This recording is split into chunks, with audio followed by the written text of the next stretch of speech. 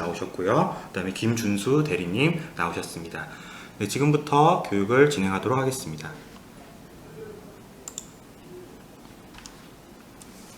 네, 교육 진행은 디딤 365에서 주로 이제 진행을 해 주실 거고요. 중간중간에 공통적으로 받았던 질문 사항들에 대해서는 제가 직접 여기 참석해 주신 김준수 대리님 엔지니어 분께 직접 질문을 드릴 예정입니다.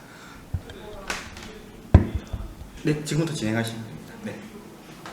먼저 제가 이제 확인이 필요한 부분 자체가 아이디와 비밀번호를 확인하는 방법인데요. 이 부분은 저희가 사전에 이메일로 연락을 한번 드렸습니다.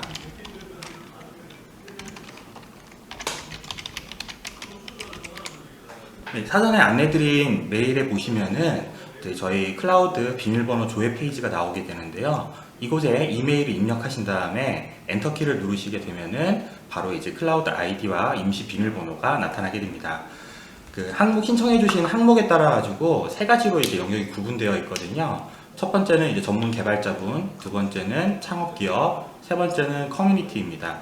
마찬가지로 메일에도 안내드렸지만 본 아이디 비밀번호 조회 페이지에서도 URL을 클릭 시에 바로 해당 사이트로 이동을 할 수가 있습니다. 현재 지금 진행되는 테스트는 전문 개발자인 아이디로 가정을 해서 진행을 할 예정입니다. 네, 이제 두 번째로 저희 로그인하는 방법에 대해서 한번 말씀을 드리도록 하겠는데요. 이 부분 이제 진행해 주시면 될 것 같아요. 일단 URL을 최초로 이제 들어오신 다음에 그 다음에 이제 아이디를 확인하셨잖아요. 여기서 테스트 아이디로 한번 진행을 해보겠습니다. 그리고 사전에 지정했던 비밀번호를 입력한 후에 비밀번호 입력하시면서 우측 상단에 관리자, 일반 사용자 이 부분이 있는데요. 일단 현재는 다 모든 분들은 다 관리자 계정으로 로그인하시면 됩니다. 그 다음에 밑에 캡처 코드, 이제 3 더하기 5는 8이죠. 네, 캡처 코드를 입력을 해주시고요. 로그인을 진행하시게 되면은 다음과 같은 콘솔 화면을 만날 수 있습니다. 이 화면에서 이제 실제로 VM 신청을 하는 부분이 있거든요. 현재 지금 준비되어 있는 부분은 리눅스 서버인 CentOS, 그 다음에 우분투, 그 다음에 데비안 계열의 이제 리눅스 서버가 준비되어 있고, 윈도우 서버 같은 경우에는 윈도우 서버 2008, 2012 등 다양한 OS 이미지를 제공을 하고 있습니다.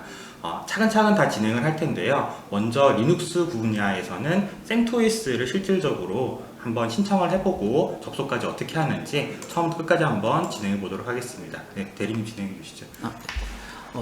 우선은 CentOS 관련해서 이제 서버 신청 방법인데요.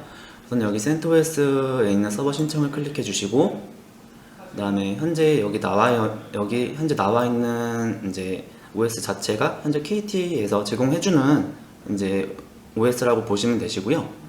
그리고 우선은 제일 많이 이제 이렇게 보시면은 좀 궁금하신 게 A랑 B 존, 그다음에 M이랑 M2 존이 이렇게 따로 이렇게 분리되어 있는 걸 보실 수 있으신데, 이거는 KT 상에서 현재 젠 서버에 지금 현재 젠 서버로 이제 구동이 되고 있는데, 그 젠 서버에 이제 젠 서버에서 구동이 가능한 이제 OS 이제 이미지별로 이렇게 나눠놓은 거라고 보시면 되시고요. 우선은 제일 이제 무난하게 이렇게 올존이라고 되어 있는 7버전대를 선택해서 먼저 한번 진행해 보겠습니다.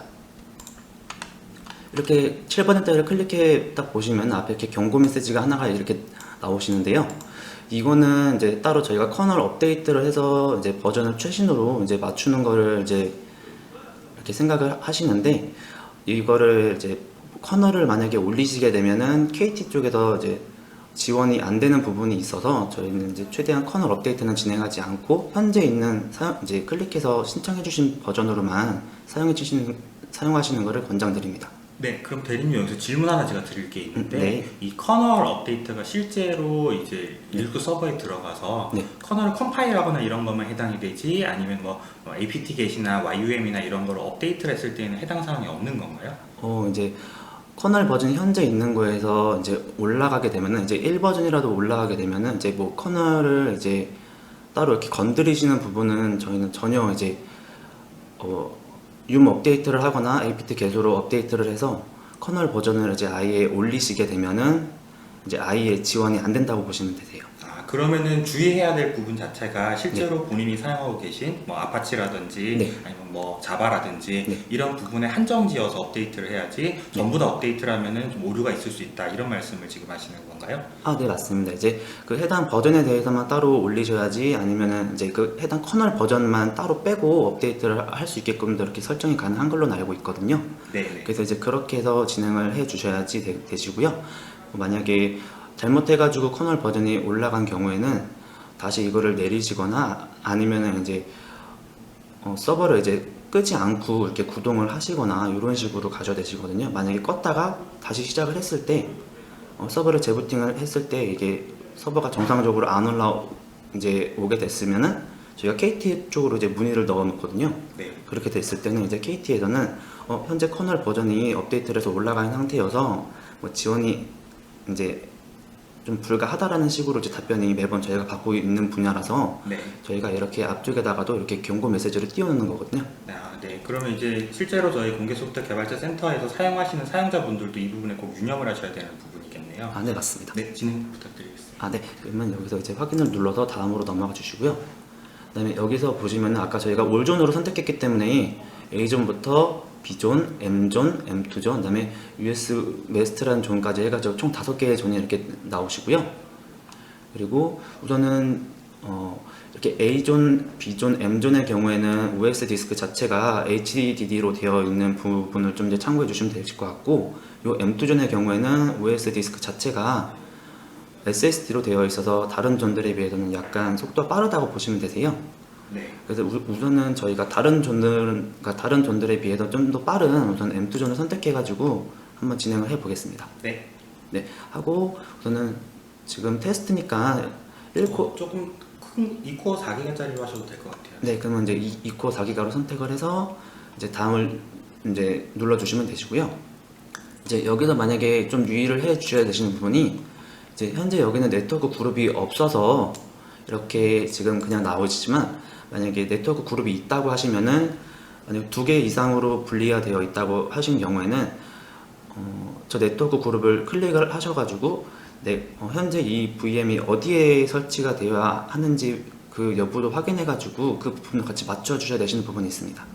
네. 그룹이 일단 같아야만 그 같은 이제 서버끼리 네트워크끼리 묶어서 내부 통신이 가능하다 이런 말씀을 지금 주시는 거죠? 네, 맞습니다. 이게 네트워크 그룹이 분리가 돼버리면은 현재 내부 통신을 할 수 있는 내부 이제 172 대역의 IP 자체가 서로 통신이 불가하기 때문에, 만약에 서로 두 서버가 통신을 무조건 필요로 한다라고 하시면은 설치 네트워크 그룹을 같은 그룹으로 설치해 주시면 되시고요. 네. 그리고 지금 현재처럼 이렇게 아예 네트워크 그룹이 없는 경우에는 서버 2대 이상을 만들어야 된다라고 이렇게 가정을 했을 때, 한 대가 다 만들어진 다음에 두 번째 서버를 만드실 수 있으시니까 이 부분도 참고해 주시는 게 좋습니다.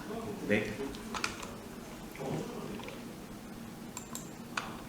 그리고 이제 이 계정명이랑 이제 이 인스턴스 명 같은 경우에는, 여기 이제 이 계정명의 경우에는 현재 여기 현재 저 서버의 이제 이름이라고 보시면 되시고요. 이제 이 사이트에 들어와서 이제 디딤센터라는 저 위쪽에는 사이트에 들어가서 현재 어떤 서버가 어떤 이름으로 되어 있는지를 이제 구분지어서 이제 볼 수 있게끔 해주는 이름이라고 보시면 되시고요. 네. 그다음에 요 밑에 이제 인스턴스 명도 비슷한 거라고 보시면 되시고, 요 호스트 명이 이제 서버 내에 들어가서 실질적으로 보여지는 호스트 네임이라고 보시면 되세요. 네. 우선은 저희가 여기서 테스트로 해야 되니까 우선 저 같은 경우에는 테스트 01로 해서 우선은 계정명이랑 계정명, 인스턴스명, 호스트명을 동일하게 우선은 해보겠습니다. 네.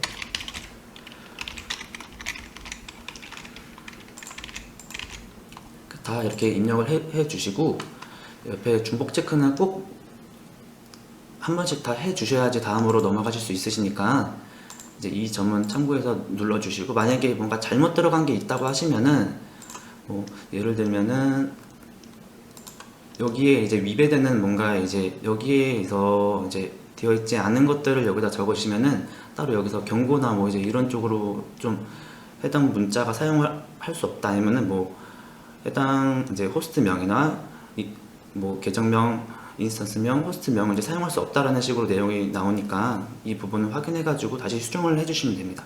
네, 밑에 있는 유의사항을 꼭 참고해서 계정 생성하신 다음에 중복 체크를 꼭 누르셔야 된다, 이런 말씀을 주신 것 같습니다. 네.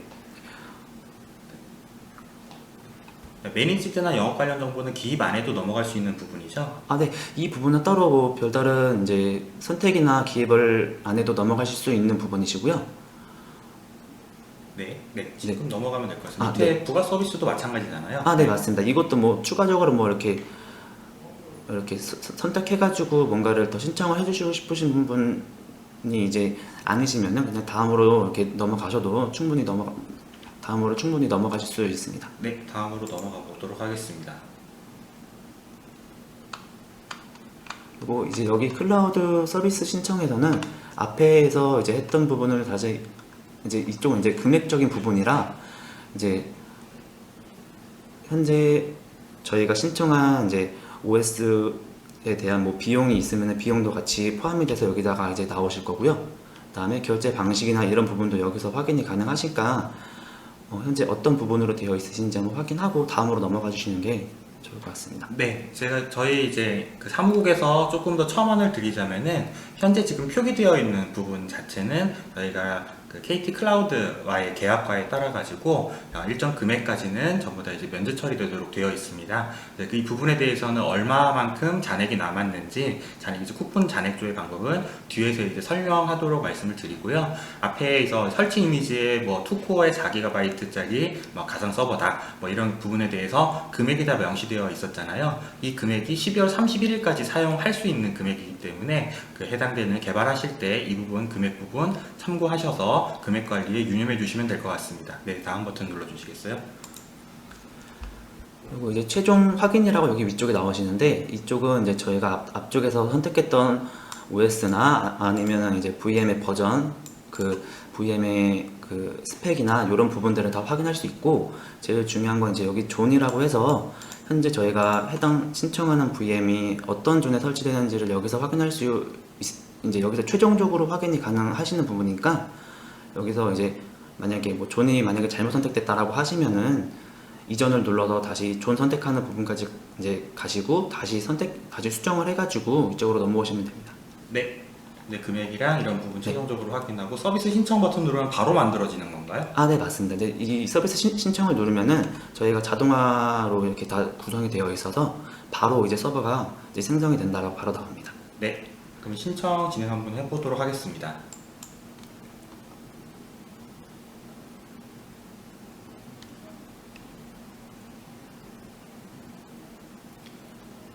만들어지는 동안 하나 궁금한 점이 있는데요. 네네. 아까 M2 존에 있는 게 이제 다른 서버들은 네. 뭐 HDD였지만 M2는 좀 SSD여서 조금 더 빠르다라고 했었는데, 네. 근래에는 거의 다 그럼 M2로 신청을 많이 하시는 건가요? 이제 최근에 들어오시는 이제 신규 서버들에 대해서는 거의 M2 존으로 많이 신청을 많이들 이렇게 하시고요. 그리고 만약 기존에 M 존이나 뭐 다른 존을 사용했는데 그 서버랑 이제 통신을 하고 싶으신 경우에는 그 존으로 이제 같이 이렇게 신청을 해주시는 부분도 있으십니다. 처음에 신청할 때가 그럼 중요하겠네요. 나중에 확장성을 좀 고려를 한다라고 했을 때 같은 존에 있으면 조금 그래도 속도가 빨라지거나 그러지 않을까요? 아, 네, 맞습니다. 이제 같은 존에 있다고 해서 이제 속도라기보다는 이제 조금 더 서버들 간의 통신이나 이런 부분을 이제 외부 이제 공인망이랑은 전혀 다르게 이제 내부 통신을 할 수 있는 그런 망이 구축되니까 초기에 이렇게 신청해 주실 때 좀 유의해서 좀 신청해 주시는 게 좋을 것 같습니다. 네, 감사합니다. 언제 만들어질까요? 조금 시간이 걸리는 네, 거죠? 조금 시간이 걸려서. 네.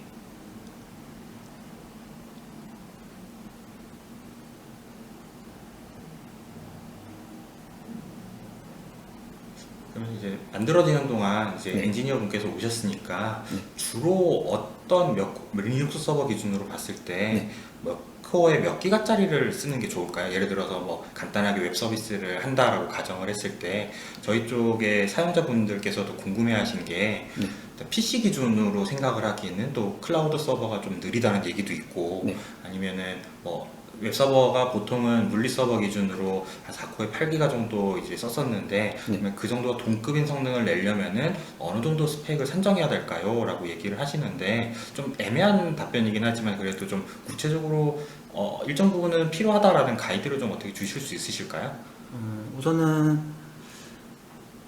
물리 서버의 경우에는 이제 4코어 8기가라고 해서 사용을 한다고 해도 그 자원을 전부 다 사용하시는 경우는 거의 없으세요. 네. 그러니까 뭐 CPU의 경우에는 뭐 4코어라고 하지만 실제적으로 봤을 때 1코어나 2코어 정도밖에 사용을 안 하시고 남은 2코어는 놀고 계시는 경우도 거의 이제 있으시고요. 네. 그다음에 8코어라고 해도 그 8코어를 전부 다 사용하시는 게 아니라 뭐 특정 이벤트 때만 8코어를 다 사용하시는 거지 평균 때는 뭐 4코어 뭐 해서 4기가 이렇게 사용하시는 경우가 있으신데 네. 이런 경우에는 어차피 해당 이제 서버의 경우에는 이제 이 클라우드 서버의 경우에는 물리 서버랑은 조금 다르게 이제 장점이 코어랑 메모리를 좀 적게 가져가셔도 나중에 이벤트나 이럴 때 이거를 이제 성능을 이제 올리실 수 있는 그런 장점이 있어서 네.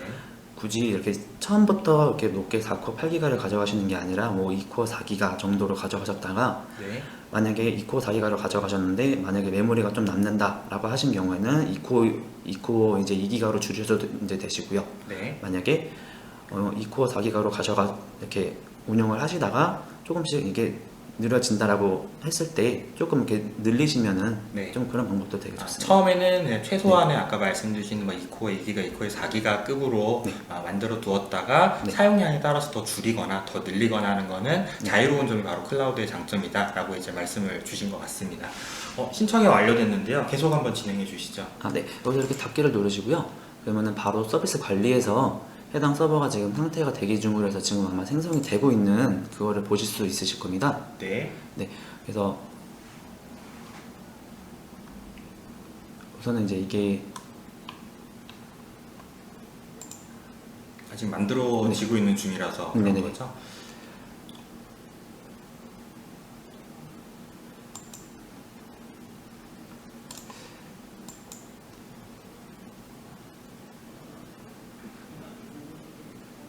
우선 이쪽 페이지의 경우에는 현재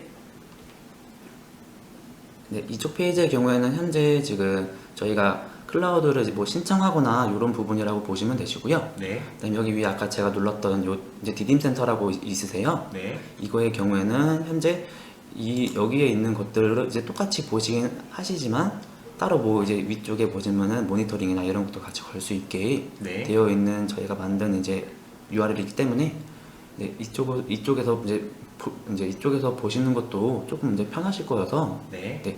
저는 이제 보통 이쪽에서 많이 작업을 해가지고 이쪽으로 저는 들어왔고요. 네. 여기서 이제 네. 결국에는 실제로 뭐 포트 포워딩이라든지 이런 고급 정보들에 대해서는 네. 다 여기서 이제 설정이 가능한 부분이고 네. 앞에 처음에 최초 접속 페이지 로그인한 이후에 있는 페이지에서는 결국에는 서비스 신청이라든지 이런 부분들에 좀 특화되어 있는 페이지다 이렇게 좀 보면 되는 거죠? 네네 맞습니다. 네. 지금 여기 현재 딱 보시면은 상태가 사용으로 이렇게 나와 계세요. 네.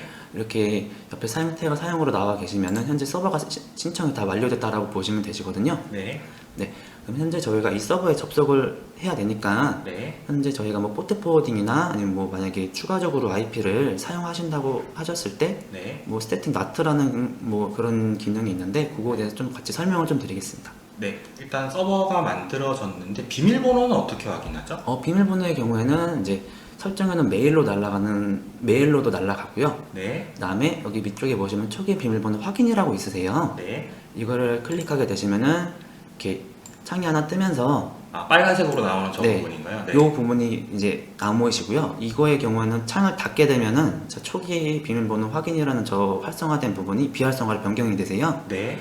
그렇기 때문에 이 초기 암호는 다른 데다가 잘 저장을 해 놓으셔야 되시는 부분이시고요. 네.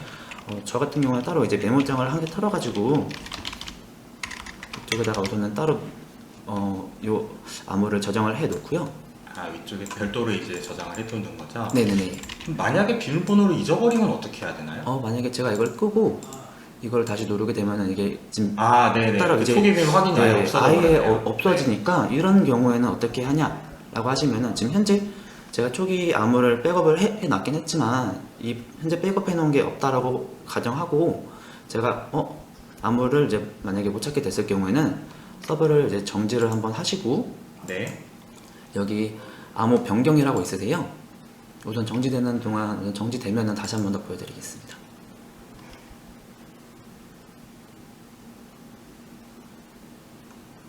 클라우드 서버에서 거기 지금 정지 버튼을 눌렀다라는 것 자체는 결국에는 이제 그냥 물리 서버 기준으로 봤을 때는 그냥 전원 버튼 한 5초 이상 눌러서 그냥 꺼버렸다라는 뜻으로 이해해도 되는 건가요? 네, 맞습니다. 이제 여기서 정지는 이제 서버 물리 서버에서 그냥 강제 종료라고 보시면 되시고요. 현재 상태가 정지인 거는 물리 서버 기준으로 아예 지금 꺼져 있는 상태라고 보시면 되세요. 네. 그리고 여기 보시면은 비밀번호 비밀번호, 네. 변경이 있어서 이걸 이제 누르시는 경우에는 이제 다시 비밀번호로 다시 재생성을 해서 다시 재발급을 해주는 이제 그런 작업이 진행됩니다. 여기에 비밀번호 재발급은 루트 패스워드를 얘기하는 거죠? 네, 맞습니다. 네. 루트 패스에 대한 재발급이고요. 만약에 내부 설정을 잘못하다가 뭔가 시스템상으로 이제 이게 엉켜가지고 정상적으로 뭔가 설치가 잘 이제 안 되시는 분들도 여기 옆쪽에 보시면은 OS 초기화라고 이제 있으시니까 초기 이제 구성 때는 이 버튼을 이용해서 다시 한 번 더 서버를 다시 만들지 않고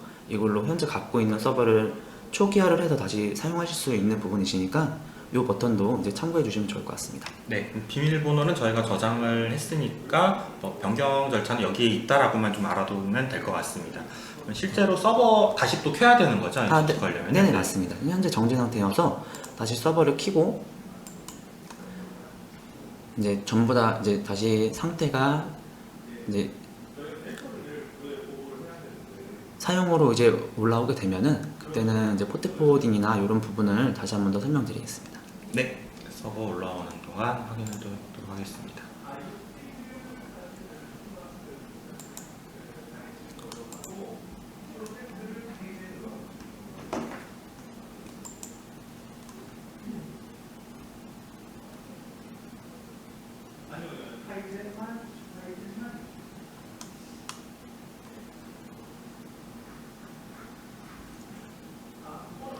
신청에 어차피 시간이 많이 걸리니까 네.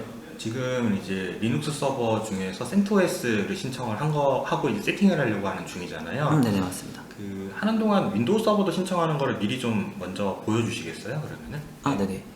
다시 또 파트너 페이지로 가야 되는 거예요? 네, 아니요, 이제 따로 여기 이제 파트너 좀 페이지에서 넘어오면은 그냥 여기서 네, 해도 되는 건가요? 이쪽에서 이제 신청을 해줘도 되시고요. 네. 아니면 여기 디딩센터에서는 바로 옆에 서버 신청이라고 버튼이 있으셔서 똑같은 페이지네요. 네. 네, 똑같은 페이지로 나옵니다.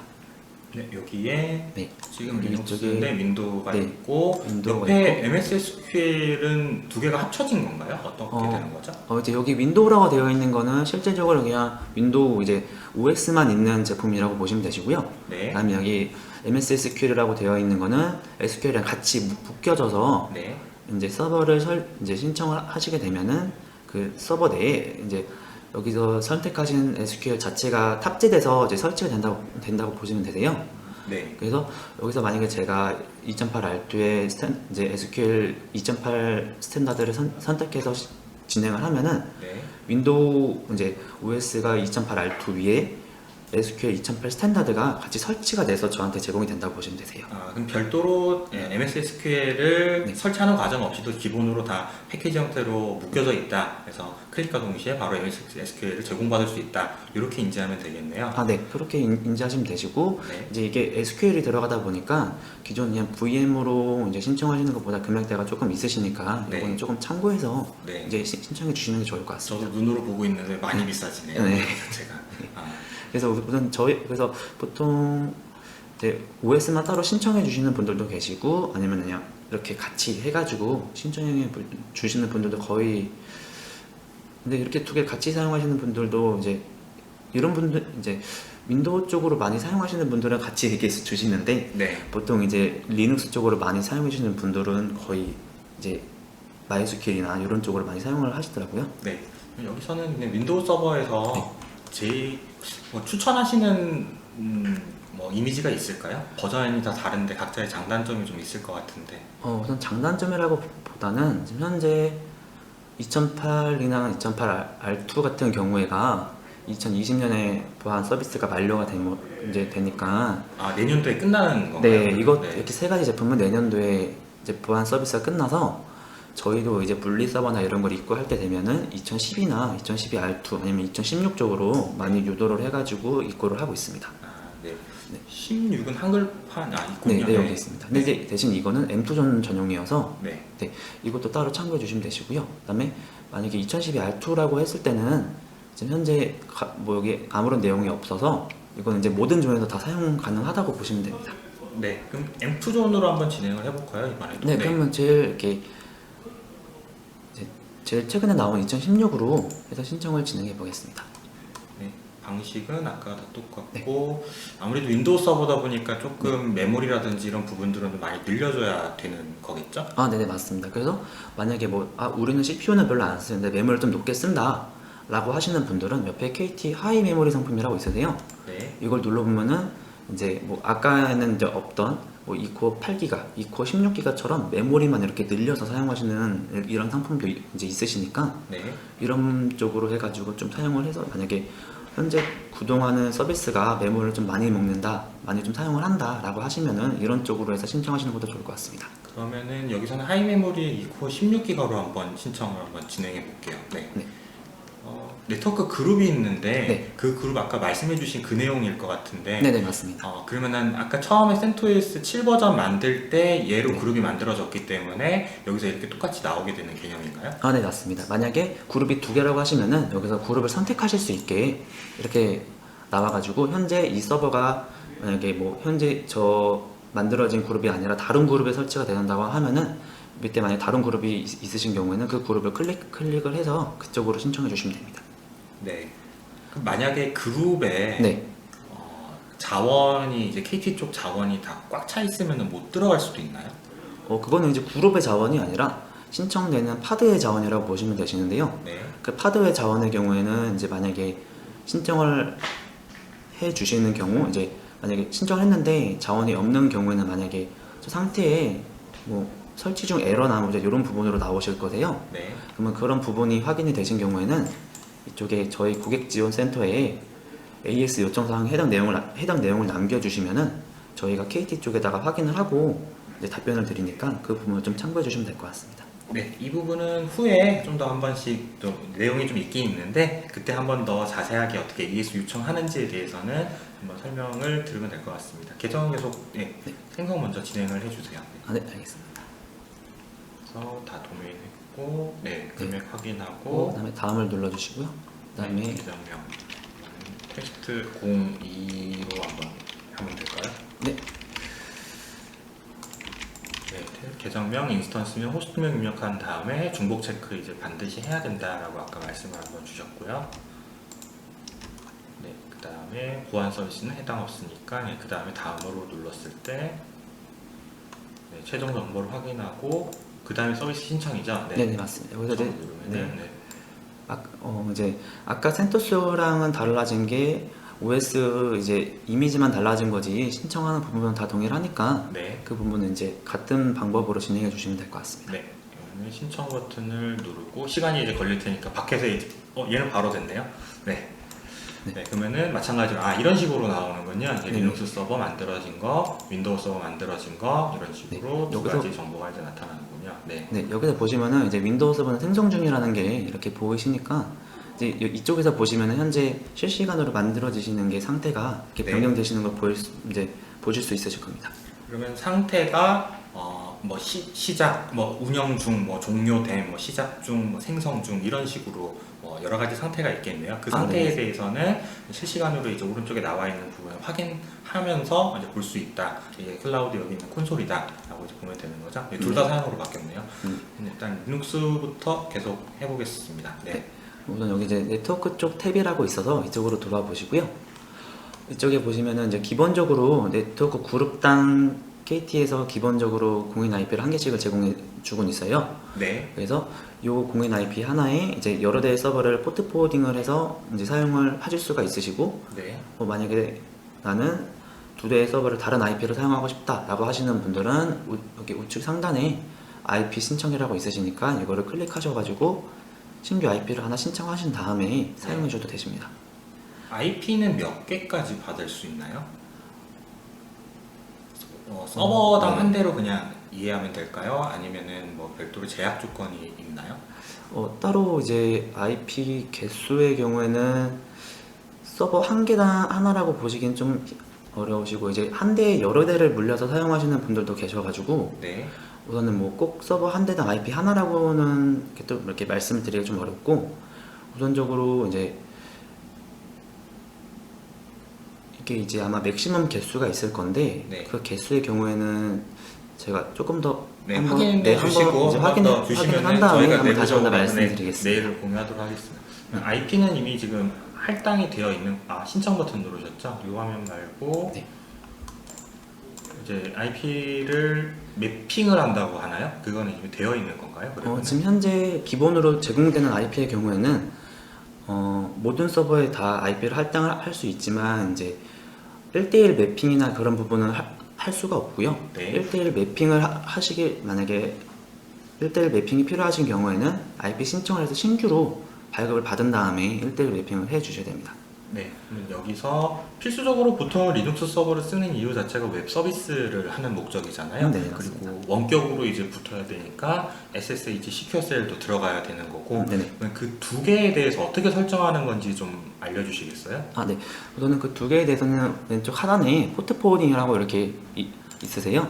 네, 이쪽에 이제 이쪽을 클릭해 보시면은 우측에 추가라고 이렇게 있으시고, 네, 여기서 현재 IP가 이제 기본으로 제공되는 게 있으시면은 기본으로라고 이렇게 하나만 나오실 거고, 추가하신 게 있으시면은 IP가 두 개로 나오시고, 여기 이제 유형 쪽에는 기본이 아닌 추가라고 되어 있으실 거세요. 네. 현재 저희는 기본만 있기 때문에 기본을 선택을 하시고, 현재 그리고 이제 서버도 저희가 만들어 놓은 게 두 대이기 때문에 현재 저희가 어떤 서버에 포트 포워딩을 할 건지를 설정을 해 주시고요.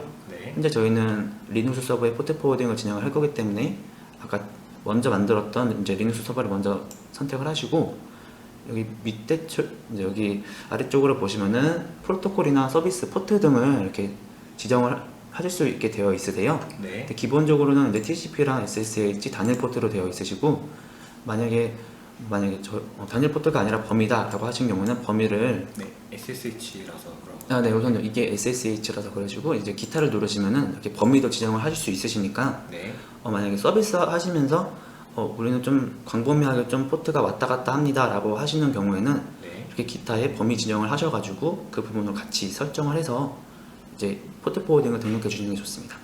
네.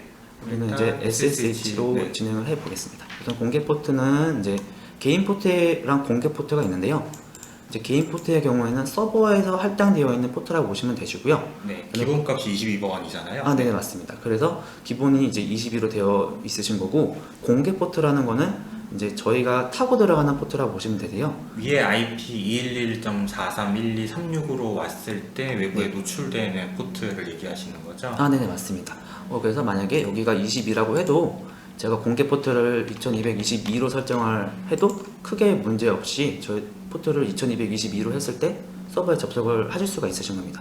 그러면은 네. 리눅스 서버에 별도의 설정을 하지 않아도, 그러니까 기본값이 22번이라고 그대로 놔둔 상태여도 공개 포트 유무에 따라 가지고 공개 포트로만 바깥에서 접근했을 때 들어온다, 그런 뜻으로 이해하면 될 것 같은데요. 이게 보안성이라는 것도 조금 관련이 있지 않나요? 네, 맞습니다. 우선은 이제 22번의 경우에는 리눅스에서 기본으로 제공해주는 포트이기 때문에 외부에 노출이 많이 되어 있는 그런 게 있으세요. 그렇기 때문에 저희도 이제 기본 포트인 22를 사용을 하시는 걸 권장을 드리진 않고 있고요. 꼭 이렇게 변경을 해서 사용하시라고 말씀을 드리고 있는데, 그렇기 때문에 여기서 이렇게 공개 포트를 따로 이렇게 별도로 지정해 주시는 게 외부에 노출되거나 이렇게 외부에 많이 알려진 포트가 아닌 걸로 사용하시는 거를 많이 권장드립니다. 네. 밑에 설명 부분은 어떤 내용을 쓰면 되나요? 이 부분의 경우에는 포트 포워딩이 되게 많은 경우에 그거를 다 기억을 하고 있기가 어렵기 때문에 여기다 그냥 간단하게 이렇게 설명식으로 이렇게 다뤄놓는다고 보시면 되시거든요. 그럼 얘 같은 경우에는 그냥 리눅스, SSH 이 정도만 적어도 이제 알아듣기에는 무방하겠네요. SSH나 아니면은 아까 이제 말씀해주신 것처럼 리눅스 원격 포트라고 이제 이런 식으로 적어가지고 이제 설명을 달아 놓으시면 이제 언제든지 들어오셔도 내가 이게 뭐지라고 이렇게 생각하시기보다 이제 설명 쪽에 보시면 이게 이거였지 이런 게 바로 기억이 나실 수 있으십니다. 네. 저장이 좀 내려갔네요. 네. 네. 그다음에 저장을 하면은 네. 반영은 즉시 되나요? 네, 이제 반영은 여기서 지금 생성 중에 있고 생성이 끝나면은 이제 이게 이제 사용으로 나오셔서 네. 이제 바로 이제 사용을 하실 수 있으시고요. 네. 동일하게 80번 포트도 한번 네. 추가를 한번 해주시겠어요? 네, 그럼 여기 이제 80번의 경우에는 SSH가 아니라 HTTP로 해서 공개 포트는 동일하게 80으로 잡고요. 네. 그리고 설명의 경우에는 리눅스 HTTP라고 이렇게 설명을 달아가지고 저장을 눌러주시면 되세요. 네. 만약에 뭐 SSL 인증서 쓰는 HTTPS 시스템 같은 경우에는 포트가 뭐 443번이니까 네. 여기 똑같이 계속 추가 형태로 만들어주면은 외부에서 접근이 가능할 수 있는 거겠네요. 네네, 맞습니다. 네. 네, 그리고 현재 저희가 처음에 원격 포트를 이렇게 지정을 해 놓았는데요.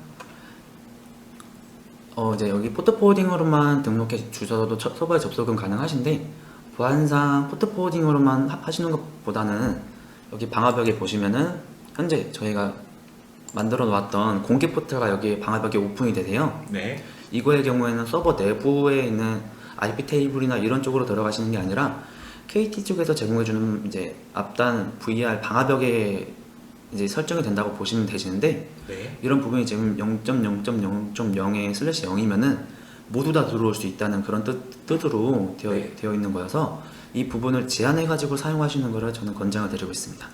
그러니까 만약에 뭐 공인 IP 환경이 저희 집에서만 접근을 해야 된다라고 했을 때에는 굳이 외부에서 접근이 안 돼도 관계가 없으니 네. 특히나 뭐 80번은 다 공개가 돼야 되는 게 맞겠죠. 근데 네. 이제 22번으로 설정했던 지금 2222번 포트 같은 경우에는 내가 관리자인데 다른 사람이 또 공격을 오거나 할 수 있으니까 네. 한 번 더 물리적인 절차로 방화벽으로 그걸 좀 IP 대역을 좀 제한한다거나 하는 기능을 여기서 할 수 있다 이런 뜻으로 이해하면 될까요? 네네, 맞습니다. 네, 그러면은 한번 수정 페이지가 어떻게 나오는지 한번 확인해 주시겠어요? 네, 여기 이렇게 수정을 눌러 주시면은 이렇게 나오시는데 현재 이게 출발지 IP 대역이어서 이제 0.0.0.0이 슬래시 0으로 되어 있으신 거고 만약에 회사 IP가 대역되다라고 하신 경우에는 예를 들어서 1.1.1.1에 뭐 슬래시 뭐 0에 슬래시 24로 해 주셔도 되시고 네. 아니면 조금 더 세분화하게 이제 쪼개져 있다라고 하시면은 뭐 네. 슬래시 27이나 네. 이런 식으로 잡아놔도 크게 뭐 상관없으십니다. 네. 만약에 이 부분을 설정을 해서 외부에 접속이 안 될 경우도 있잖아요. 뭐 오타가 났거나 네네네. 이럴 경우에는 언제든지 다시 이쪽 페이지 돌아와서 수정을 다시 수정을 해주면 되는 거겠네요. 네, 맞습니다. 네, 알겠습니다. 저장 말고, 네. 우선 저희는 따로 이제 지금 현재는 제한을 할 건 아니기 때문에 네. 우선 여기서 따로 저장을 누르진 않고 바로 닫기를 누른 다음에 그럼 실제로 사용되어 있으니까 네. 서버 접속을 한번 해봐야 되는데요. 현재 지금 이 시연용 PC에 원격 접속이 안 깔려 있죠? 네, 푸티를 하나 깔아야 될 것 같은데, 네. 한번 깔고 실제로 되는지부터 확인 한번 하는 것까지 보여드려야 될 것 같아요. 네. 위쪽에서 진행하셔도 돼요. 저희 같이 진행하네요. 네. 만약에 이제 리눅스 서버를 처음 다루시는 분 같은 경우에는 네. 인터넷에 이제 SSH 혹은 뭐 FTP, SFTP 접속 프로그램들 중에 네. 다양한 게 있는 걸로 알고 있습니다. 네. 대표적인 게 이제 푸티로 되어 있고요. 네. 무료로 다 사용할 수 있는 거고, 개인용으로 사용이 가능한 것은 뭐 엑스쉘이라든지 상용 소프트웨어 중에서는 시큐어 CRT라든지 이런 부분들이 많이 있다고 하는데 여기서는 이제 무료 프로그래밍 푸티로 진행을 해보도록 하겠습니다. 푸티 다운로드 하면 되지 않을까요? 밑에 거야. 네. 위에, 네.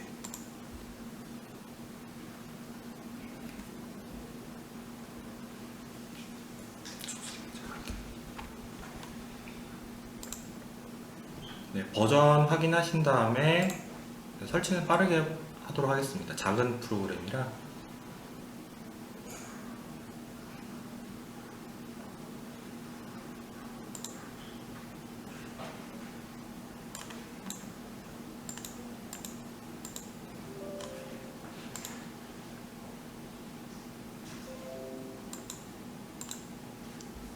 네, 여기서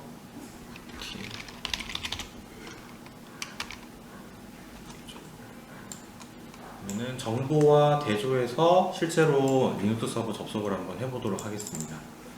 IP가 네트워크에 네, 이쪽 IP죠. 네, 그럼 여기에 여기서 이제 기본으로 주는 이제 공인 IP를 입력해 주시고 네, 옆에 포트는 이제 아까 바뀌었잖아요. 네, 아까 저희가 포트 포워딩에서 설정해 놓은 공개 포트를 입력해 주시면 되시고요. 네, 1222번으로 해서 오픈을 눌러 주시면은 네, 키에 그래서 얘를 누르고 이제 로그인 이제 아이디의 경우에는 루트로 잡아주시고 암호는 아까 저희가 백업해 놓은 네, 네. 그래서 암호를 미리 메모장에 저장해 두신 거군요. 네네. 그리고 여기서 이제 마우스 우클릭을 하면은 붙여넣기가 되니까 그래서 엔터를 눌러주면 이렇게 로그인이 됩니다. 들어왔네요. 네. 이런 식으로 해서 뭐 패키지라든지 이런 거는 뭐 설치를 해서 바로 사용을 할 수 있는 건데 지금 센터에 있으니까 그냥 HTTPD만 간단하게 한번 깔아볼까요? 네, YUMH도 웹서버 지금 간단하게 깔고 실제로 웹브라우저에서 방금 포트 포워딩이 됐는지 확인해보세요. 제가 아까 스테이터스 네.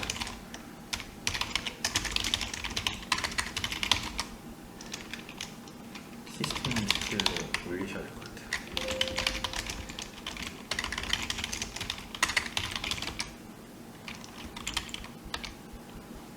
네. 지금 현재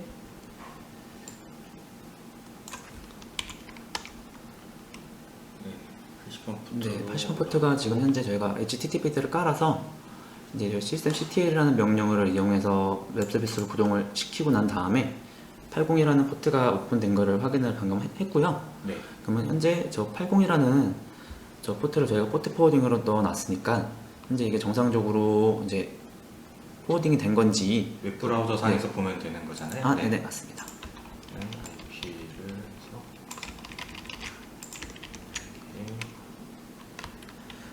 따로 뒤에 이렇게 80을 붙여줘도 되시고 80은 이제 디폴트 포트이기 때문에 따로 없이도 바로 이렇게 보여주실 겁니다.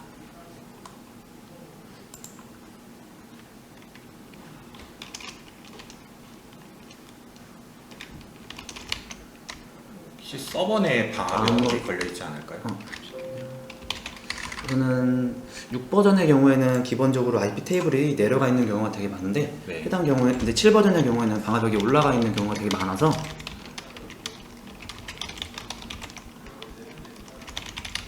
그럼 제가 방화벽을 한번 꺼보도록 하겠습니다.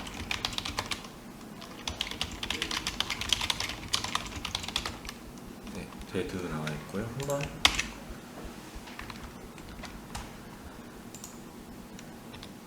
나왔네요. 네.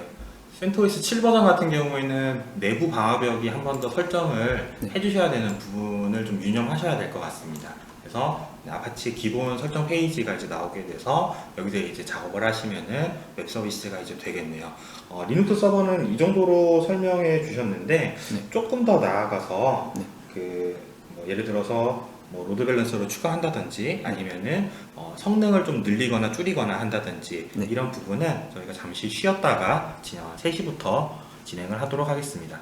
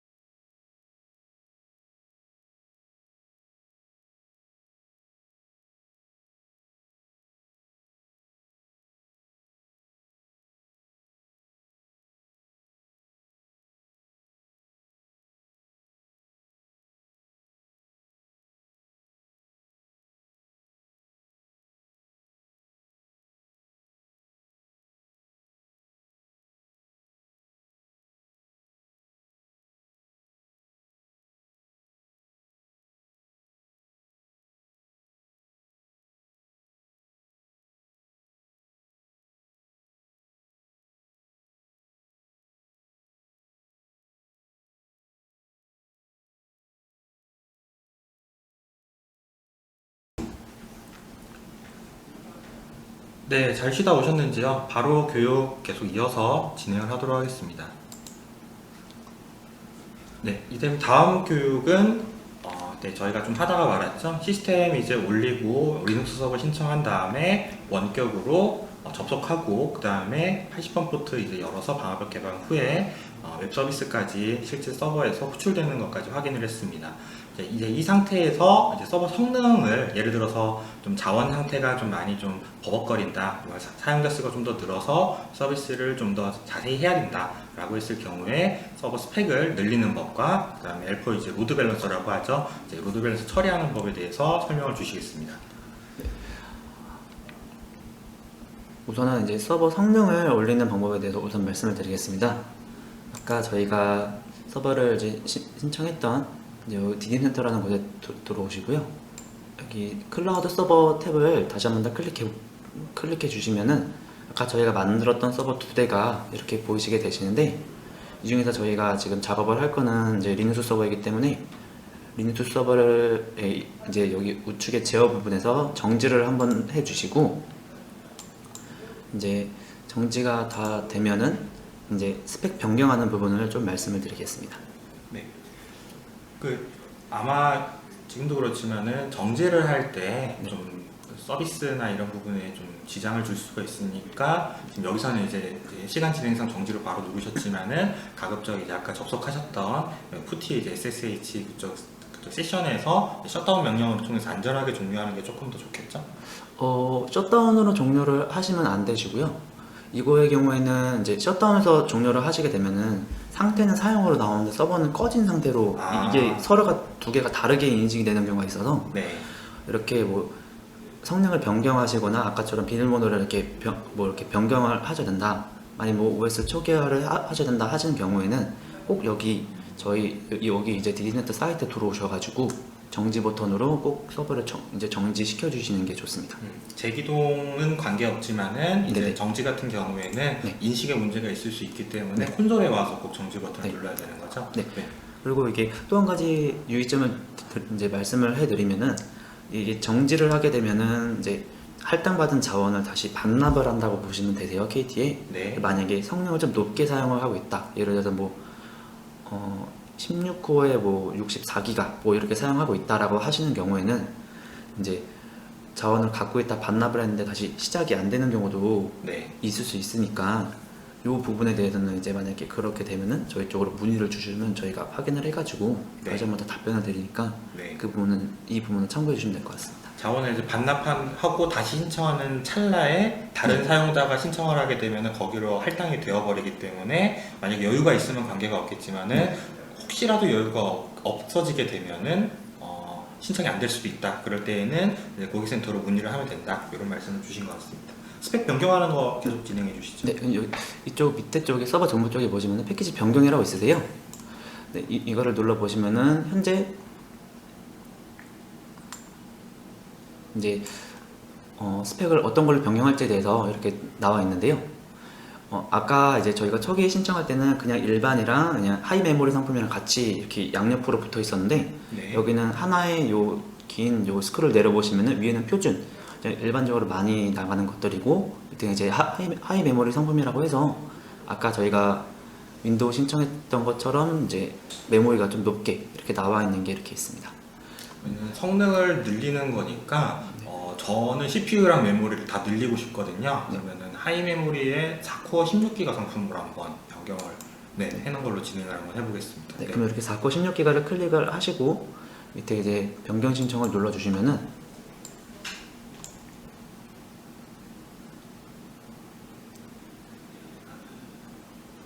얘도 변경 처리하는데 아까처럼 시간이 좀 걸리겠네요. 네. 네. 바로 됐네요. 네, 이제 이렇게 해서 변경이 다 완료됐다라고 내용이 나오고 완료를 누르시게 되면은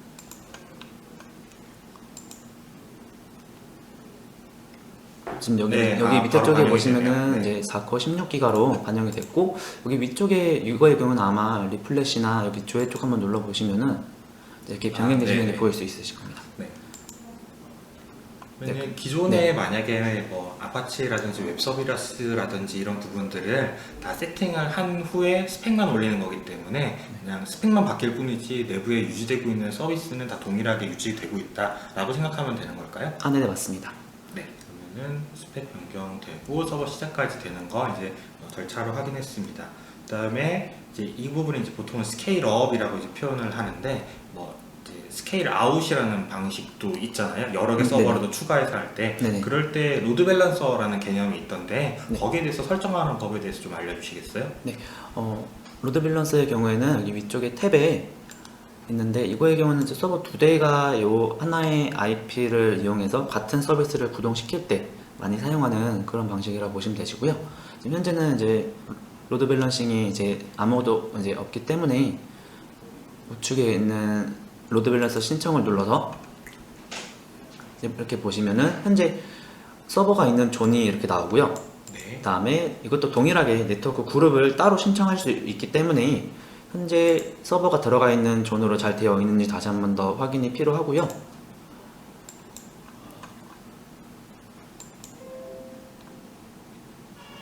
그리고 여기 밑에 이제 계정명이랑 로드 밸런서 명 이런 거의 경우는 현재 이 계정명의 경우는 아까 저희가 그 계정명 만든 거랑 동일하게 여기 사이트에서 보여지는 이름이라고 보시면 되세요. 네. 그렇기 때문에 저희는 테스트 01 LB라고 네. 이렇게 이름을 지어 놓고 동일하게 로드 밸런서 명도 동일하게 이렇게 한번 이름을 지어 보겠습니다. 얘는 서버가 아니라 호스트명은 따로 기입하는 부분은 없네요. 네네, 맞습니다. 네.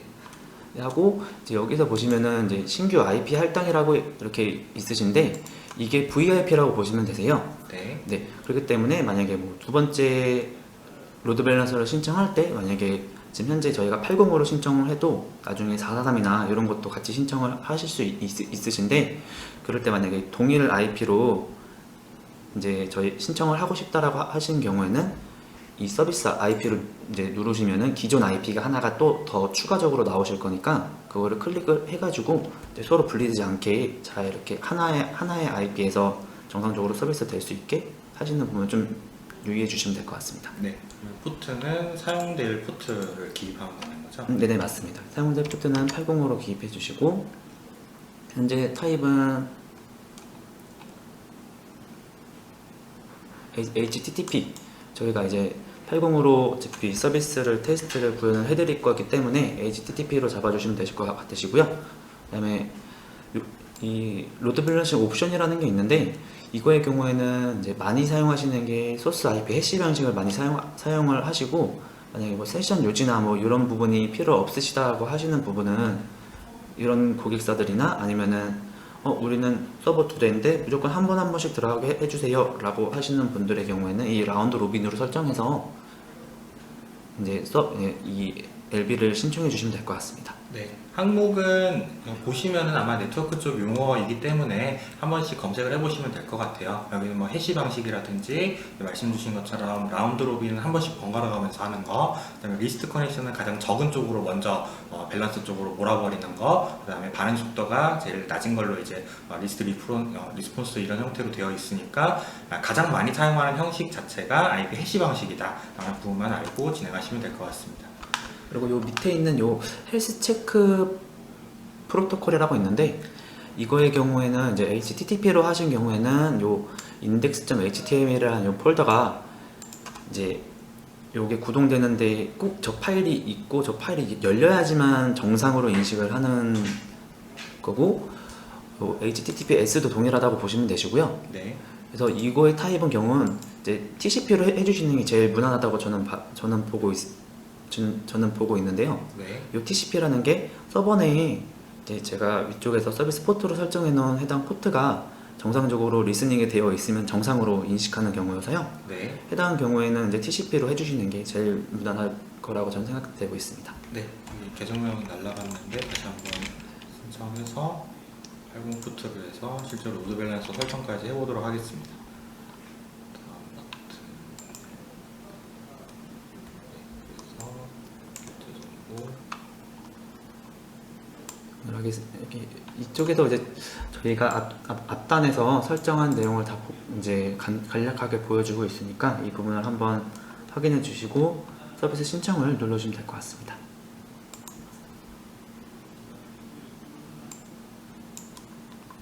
네, 로드 밸런서 이제 나왔네요. 네.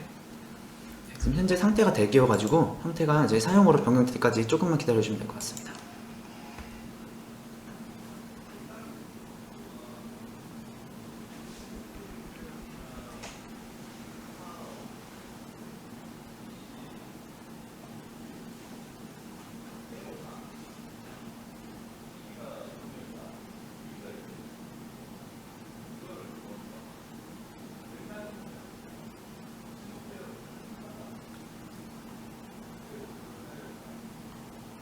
계속 조이보트 이제 나오네요. 네, 지금 현재 보면 이제 미적용으로 나오는데 해당 부분의 경우에는 지금 현재 서버가 해당 이제 로드 밸런스 연결이 안 돼서 저렇게 나오시는 거고요. 네. 밑쪽에 추가 버튼을 이제 누르셔가지고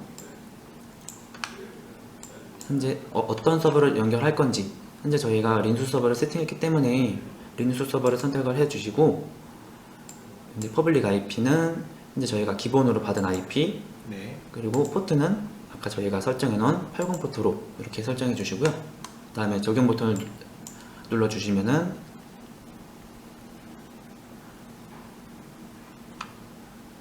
네, 이제 여기 밑에 쪽으로 이렇게 네. 설정이 하나가 들어가 있고요. 그러면은 IP가 나오게 되고 네, 그러면 지금 IP가 로드 밸런스 IP는 211.252.81.130인데 여기서 들어오게 되었을 때 뒤쪽에 있는 서버에 지금 현재 아까 방금 설치한 CentOS 7 버전 있는 웹 서비스도 이제 핑이 되어가지고 진행이 되는 거라고 이해하면 될까요? 네네 맞습니다. 그러면은 현재 상황에서는 여기 111.252.81.130으로 웹브라우저 상에서 접근을 했을 때 아까 프로토콜 해시 방식이냐 아니면 라운드 로빈 방식이냐 이런 방식에 따라 가지고 하단에 이제 적용 서버들 이게 뭐 지금은 한 개만 설정했지만 이게 여러 개가 될 수도 있는 거잖아요. 네 맞습니다. 여러 개를 다 프로토콜에 따라 가지고 해시 방식으로 1번, 2번, 3번, 4번에 보낼 것인지 아니면 순차적으로 보낼 것인지 이 부분은 이런 로드 밸런서가 기능을 담당하고 여기까지 로드 밸런서 설정하는 법에 대해서 살펴보았습니다. 네, 그리고 나스 디스크 추가하는 것도 이제 같이 진행을 해주실까요? 네네.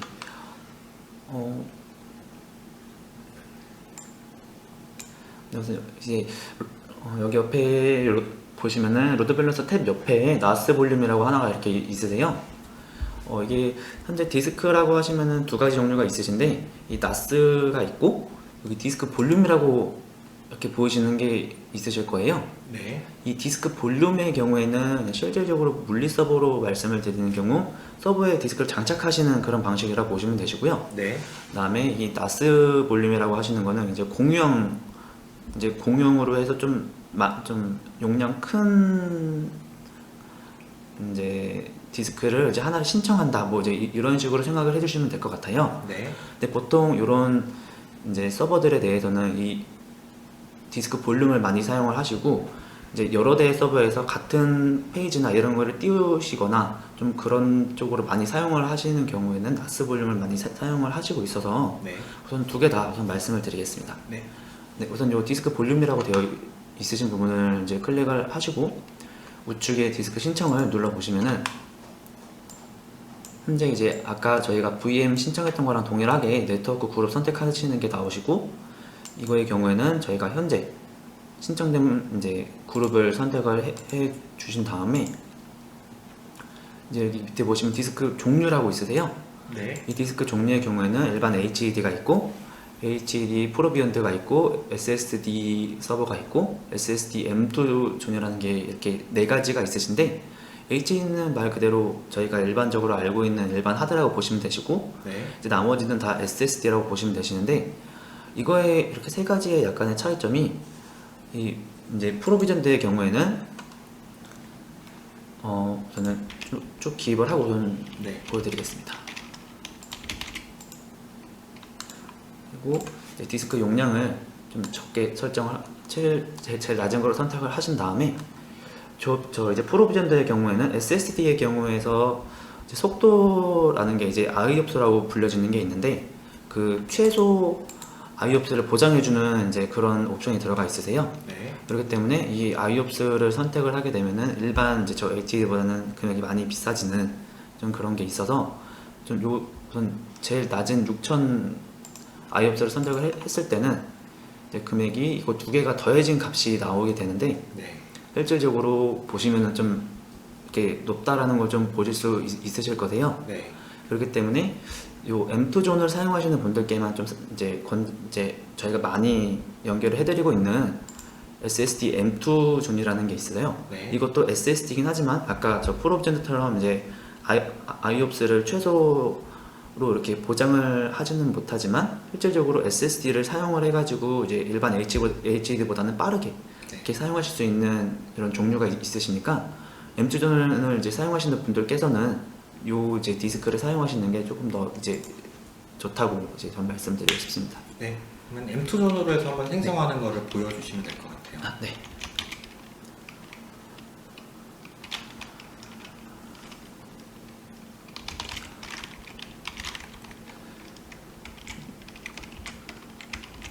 이제 계정명이랑 디스크 이름을 적어주시고 요 밑에 아까 제가 이거는 따로 선택을 하진 않았는데 연결 서버 선택이라고 이렇게 있으세요. 네. 이거를 선택을 하실 수도 있고 이제 안 하실 수도 있는데 이거를 선택을 안 하신 경우에는 디스크가 생성된 다음에 직접 서버에다가 연결을 해 주셔야 되시는 부분이시고 네. 만약에 제가 이거를 클릭을 해서 저희가 붙일 서버가 테스트 01 서버이기 때문에 01을 선택하고 디스크의 경우에는 좀 적게 한 50기가 정도만 네. 이렇게 추가를 해 주시면은 이게 자동적으로 서버가 저 디스크가 생성이 되면서 저 테스트 01이라는 서버에 디스크가 자동적으로 연결이 되는 네. 그렇게 좀 저희가 좀 자동화를 만들어 놨기 때문에 해당 기능을 좀 유용하게 잘 사용하시면 될 것 같습니다. 그럼 별도의 서버 재기동이라든지 이런 부분은 필요가 없는 건가요? 아, 네, 맞습니다. 따로 서버에 따로 이 디스크의 경우에는 연결한다고 해서 서버를 따로 재구동을 하시거나 그런 필요는 없으시고요.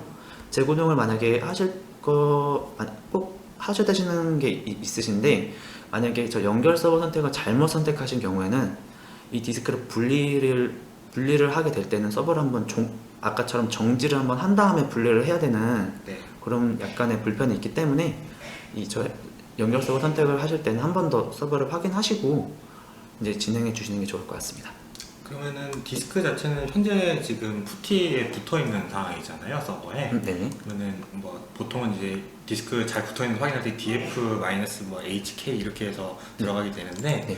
그 상황에서 현재는 지금 없지만은 여기 신규로 서비스 신청을 누르면은 거기에도 바로 별도의 작업 없이 들어간다라고 이해하면 될까요? 네, 이제 그쪽에도 이제 별다른 작업 없이 DF-H 쪽에는 따로 서버 내에서 작업은 진행을 해 줘야 되지만 네. FDisk-L로 보시면은 네. 실질적으로 이제 디스크가 붙었을 때 이렇게 보여지시는 부분이 있으세요. 네. 이제 그쪽에는 바로 보여주실 수 있게 작업이 되시는 딱 거기까지만 작업이 되는 거라서 네.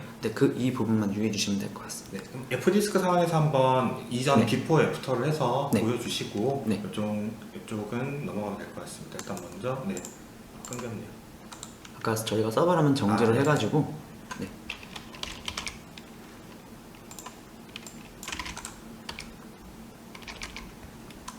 저는 신청을 하고 따로 바로 서버 내에서 F디스크를 한번 보여드리겠습니다.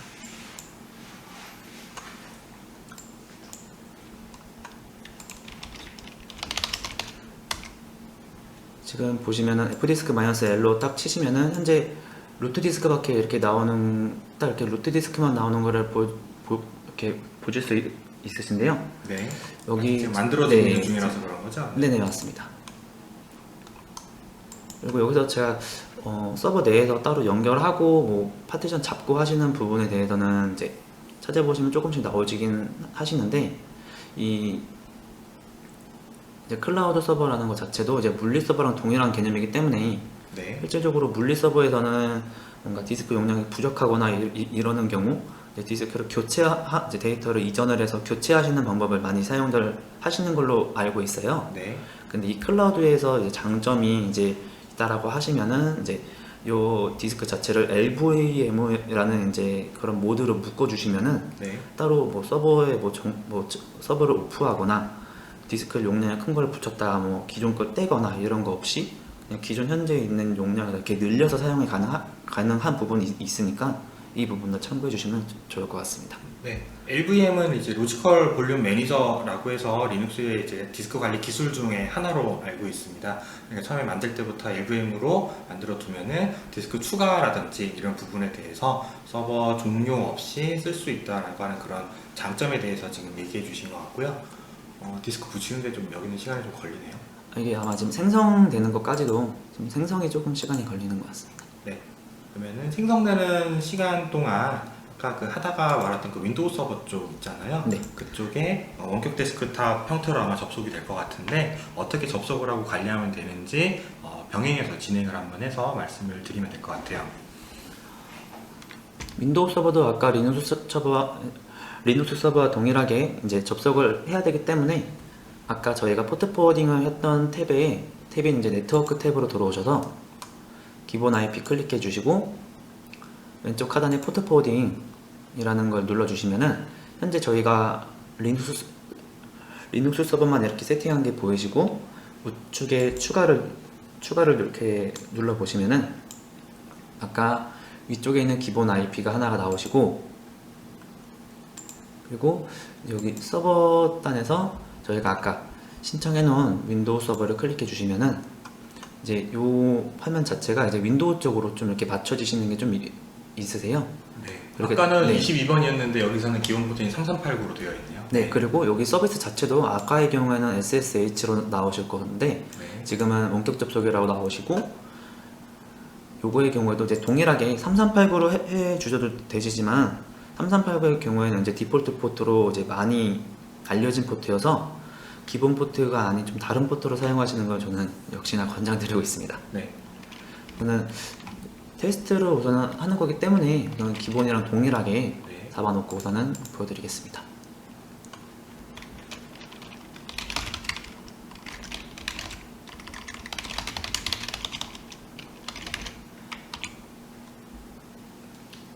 네. 네, 이제 저장을 눌러주시면은 이제 동일하게 이렇게 생성이 되는 게 보여지시고요.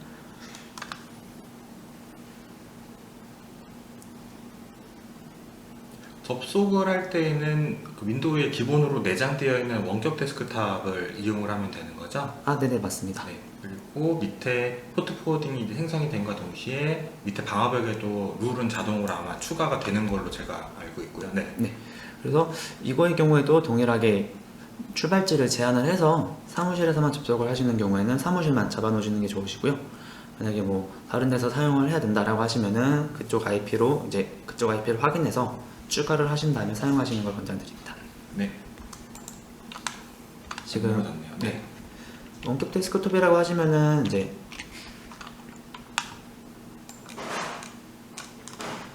이렇게 실행을 틀어 놓으신 다음에 MS TSC라고 치시면은 이제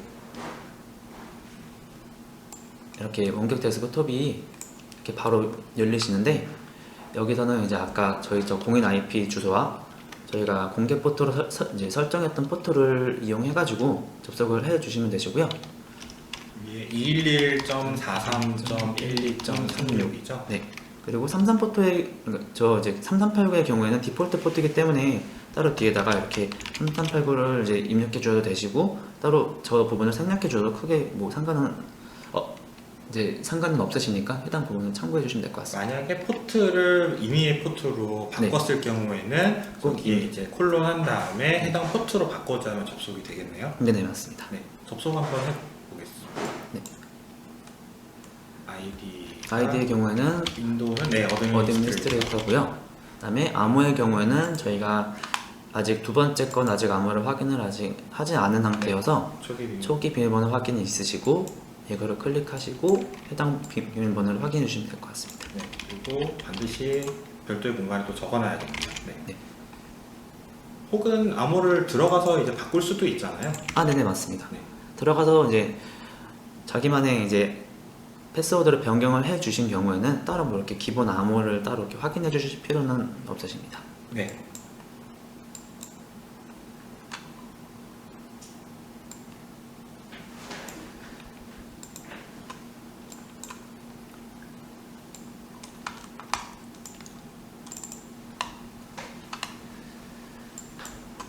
이게 실제로 클라우드 서버에 있는 윈도우 서버의 원격 데스크탑 형태로 이제 관리하는 그런 화면을 지금 보여주고 계신 것 같아요. 네네.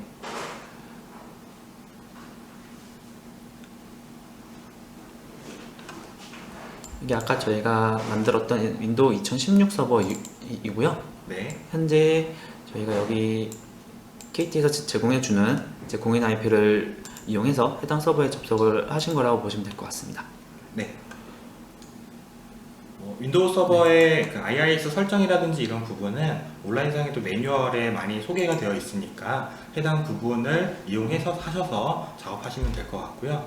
마찬가지로 윈도우 이 KT 방화벽이라든지 이 포트 포워딩이 다 개방이 되어 있다라고 하더라도 이제 내부 클라우드 서버 내에 이제 윈도우 방화벽이죠. 윈도우 방화벽에 따라서 또 접속이 되거나 안 될 수도 있으니까 해당 부분도 유념해서 작업을 해주시면 될 것 같습니다. 네, 접속 종료하시면 될 것 같아요. 네. 네, 그 다음에 아까 진행하다 말았던 디스크 볼륨 쪽 말씀해 주시죠. 네. 네.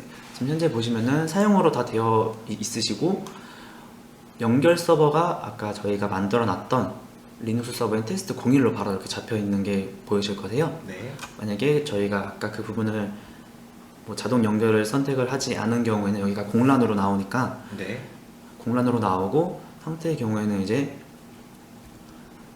뭐 이제 미장착이나 뭐 이제 이런 식으로 나오는 걸로 저는 알고 있거든요. 네. 그렇기 때문에 해당 부분이 이제 만약에 미할당으로 되어 있는 경우에는 아래 이제 서버 연결을 선택을 해가지고 연결을 서버에 연결을 하시고 사용해 주시면 될 것 같습니다. 네. 밑에 F디스크 화면에서 정상적으로 이게 이전이잖아요. 아까. 네네 맞습니다. 이게 지금 현재 이전에 저희가 저 디스크가 연결되기 전 상태이시고요. 네. 그 다음에 이후 상태의 경우에는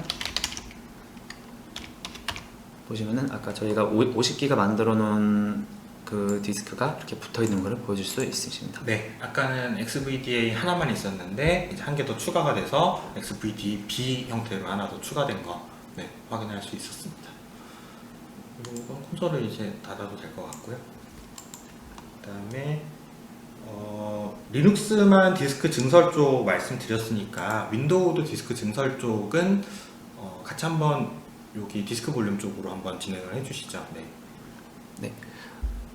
이제 디스크 증설을 하기보다는 이제 추가라고 네, 추가. 네, 이제 하는 거를 좀 그렇게 보시면 되실 것 같으시고요. 만약에 OS 디스크 용량이 부족하신 경우에는 서버를 정지하시고 여기 디스크 사이즈 변경을 이제 해당 OS 디스크를 클릭을 하신 다음에 여기 아래쪽에 디스크 사이즈 변경이라고 하시면 최대 100기가까지는 늘리실 수 있으시니까 네. 해당 부분은 참고해가지고 만약에 사용하고 있는데 OS가 계속 OS 디스크 용량이 계속 부족해요라고 하신 경우에는 해당 요 탭을 이용해가지고 증설해 주시면 될 것 같습니다. 네. 이제 나스 붙이는 거를 설명을 해주시죠. 윈도우는 이런 식으로 OS 디스크에 주로 이제 C 드라이브잖아요. 네. OS 디스크 자체가 C 드라이브에 주로 이제 용량을 늘리거나 하는 작업이 필요하기 때문에 이 버튼을 통해서 하는 방법, 정지를 하고 꼭 해야 된다라고 말씀을 주셨고, 근데 이제 아까도 봤지만은 그 SSD 디스크가 이제 비용도 생각보다 월 단위 비용도 많이 나오고 하는데 실제로 자료 저장용으로는 글렌을 나스를 많이 쓰잖아요. 그래서 나스 디스크 이제 붙여가지고 연결하는 방법에 대해서 간략하게 설명을 좀 부탁드리겠습니다. 네. 네, 여기 위쪽에 탭에 나스 볼륨 쪽으로 들어오시면은 현재 신청 단계 아무도 없기 때문에 저희가 이제 한번 신청하는 절차를 한번 진행해 보겠습니다. 이제 볼륨 신청을 클릭해 주시고 이것도 아까와 동일하게 이제 네트워크 그룹을 이제 어디로 설정하실 건지 확인을 해 주신 다음에 선택을 눌러 주시면 되시고요. 그리고 이쪽에도 이제 동일하게 HDD가 있고 SSD M2로 되어 있는 디스크 볼륨이 있으세요. 이걸 그러면 말 그대로 HDD로 된 나스를 쓸 건지 아니면 SSD로 된 나스를 쓸 건지 이 부분이신데 우선 저희는 HDD로 우선 해가지고 신청을 진행해 보겠습니다. 네. 계정명의 경우에는 아까와 동일하게 이제 VM이나 이제 VM이나 디스크 쪽과 동일하게 요 이제 콘솔상에서 보여지는 이름이라고 보시면 되시는데요. 저희가 이거의 경우에는 테스트 이제 나스 01이라고 해가지고 이름을 한번 지어보겠습니다. 그리고 이제 볼륨 명도 위에 기정면과 동일하게 잡고 중복 체크를 꼭 눌러 주셔야 되시고요. 그리고 이 용량 증설의 경우에는 아까랑은 조금 다르게 이 나스의 경우에는 최소 용량이 1테라부터 진행을 하고 있어요. 네. 그렇기 때문에 1테라를 잡아주시고 이렇게 세 가지 프로토콜이 있는데 이 NTFS의 경우에는 NFS. 네. NFS의 경우에는 이제 리눅스에서 연결을 될 때 사용하시는 거라고 보시면 되시고요. 네. 그다음에 CIFS의 경우에는 윈도우 서버에서 네. 이제 사용하시는 거라 보시면 되시고, 이 아이스카시의 경우는 양쪽 다 사용하시지만 이 두 개랑은 연결되는 방식이 조금 다른 타입이라고 보시면 되시는데, 네. 우선 윈도우 서버로 예를 들어서 말씀을 드리면은 CIFS의 경우에는 이제 네트워크 공유 방식으로 연결이 되시는데, 이 아이스카시의 경우에는 이제 일반 볼륨처럼 이렇게 보여지시는 게 있으세요. 네. 그렇기 때문에 만약에 뭐 이 나스 용량을 늘리고 싶다라고 하신 경우에는 이 아이스카시로 연결된 경우에는 이 아이스카시에 연결된 볼륨을 띄고 이제 제거를 한 상태에서 다시 이제 용량을 늘리고 다시 붙여줘야 되는 그런 작업이 있으니까 해당 부분은 참고해 주시면 될 것 같습니다. 네. 정리해서 말씀드리면은 통상적으로 리눅스 서버에서는 네트워크 파일 시스템 방식 NFS 방식을 이제 많이 쓰고, 그다음에 윈도우 같은 경우에는 CIFS가 아마 삼바였을 거예요. 네, 삼바 형태로 붙이는 CIFS 방식으로 사용을 한다. 그 부분에 대해서 참고를 해주시면 될 것 같습니다. 리눅스 서버에 붙이시는 건가요? 지금 윈도우 서버에 붙일 계획인가요? 윈도우 서버에 붙여보죠. 네. 네. CIFS로 윈도우 서버에 붙이는 거를 이제 실습 한번 해보도록 하겠습니다. 마운트 패치는 뭔가요? 마운트 패치는 이제 실질적으로 서버 내에서 이제 네트워크 공유 드라이버를 방식으로 연결을 할 때 네. 어떤 이제 이제 IP랑 어떤 이제 이름으로 붙일 건지 네. 그거를 이제 지정해 주시는 거라고 보시면 되시고요. 네.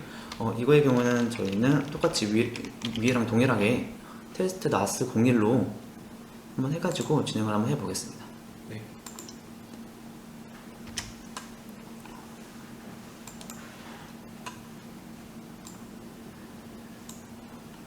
그럼 여기 이제 최종 확인 쪽에서 현재 볼륨명이나 이제 선택한 이제 프로토콜, 그다음에 마운트 패스까지 네. 이제 잡혔고, 밑에 아이스카시 OS 이거는 관계없는 내용이시나요? 네. 네, 이건 따로 관계 없는 내용이어서 네. 크게 신경을 쓰실 필요는 없으실 것 같습니다. 네.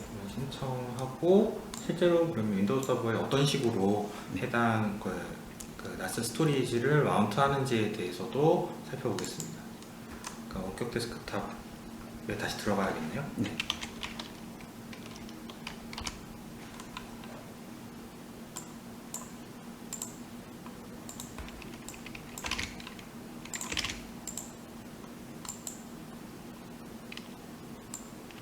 전체 화면 하셔도 될 것 같아요. 네. 그래서 이게 좀 신청이 된 다음에 기다려야 되는군요. 네네.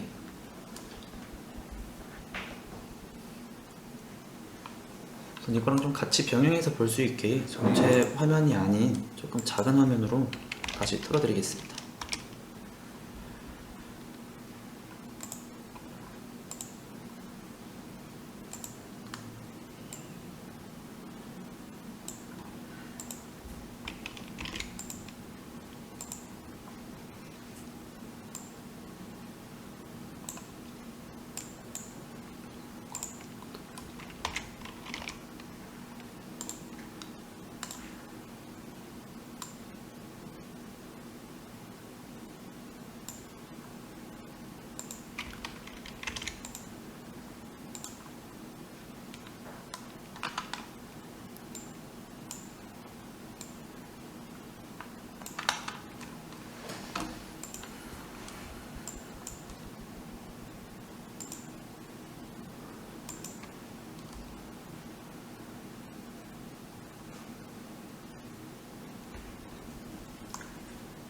생성이 되는 네. 동안 밑에 볼륨 관리 쪽에 스냅샷이라고 있는데요. 이건 네네. 어떤 기능인지 한번 설명해 주시겠어요? 네. 현재 요 나스를 사용하시는 이제 고객사들이나 이런 분들께서 현재 지금 이제 나스 현재 상태를 스냅샷을 찍어가지고 저 이제 해당 이제 부분으로 다시 되돌리시는 이제 그런 거라고 보시면 되시고요. 네. 네, 현재 여기 사용으로 변경이 돼서 네. 네, 한번 계속 진행해 보겠습니다. 보시면은 이게 현재 M2존이어서 이제 자동적으로 이제 가능한 서버들이 여기 연결이 바로바로 이렇게 되시는데요. 일반 이제 M존이나 A존이나 B존의 경우에는 나스가 전용 CIP라는 걸 갖고 있기 때문에 네. 여기서 이제 서버를 따로 이쪽에다 추가해 주시는 그런 작업이 한번 필요하시고요. 네. 그리고 현재 이거의 경우는 CIFS 방식이기 때문에 여기 위쪽에 이제 인증 관리 쪽에서 현재 어떤 걸로 이제 아이디를 만들 건지 이제 해가지고 여기서 이제 아이디랑 이제 패스워드를 따로 여기서 한번 지정해 주셔야 되시는 부분이 있으십니다. 네. 인증 정보를 그냥 관리하는 개념인 거잖아요. IP로 누구나 다 마운트를 할 수 있기 때문에 네. 여기에 대해서 ID 비밀번호를 통해서 한 번 더 인증을 강화한다라고 생각하면 될 것 같네요.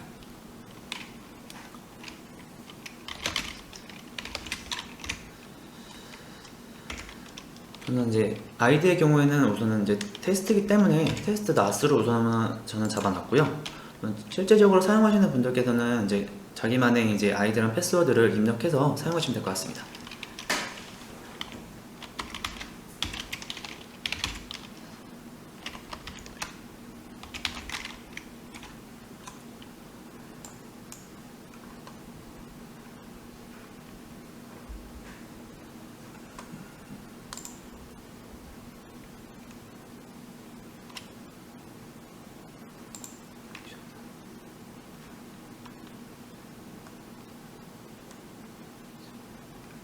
창을 한번 껐다 네. 하실까요? 네.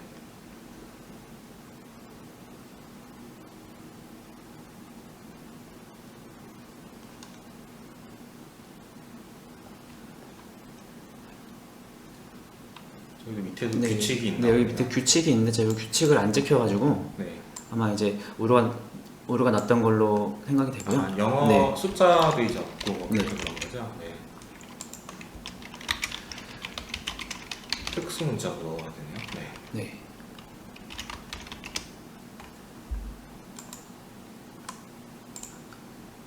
규칙이 되게 번거롭네요.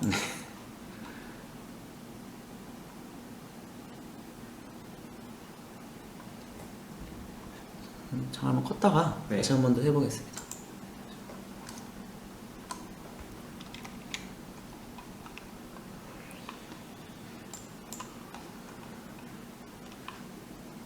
인증 정보 다시 추가해야 네. 되잖아요. 네.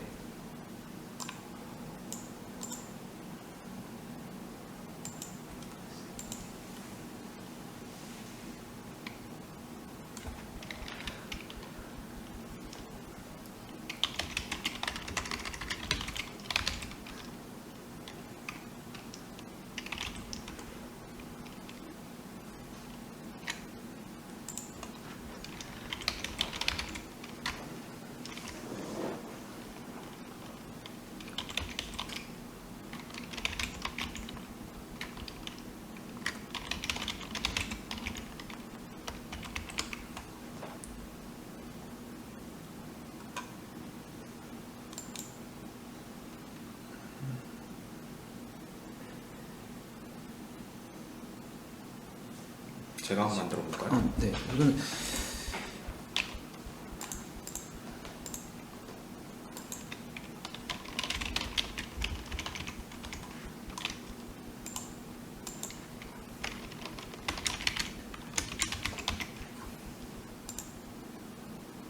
네, 이게 아이디랑 비밀번호랑 규칙을 잘 따져가지고 하셔야 되는 것 같습니다.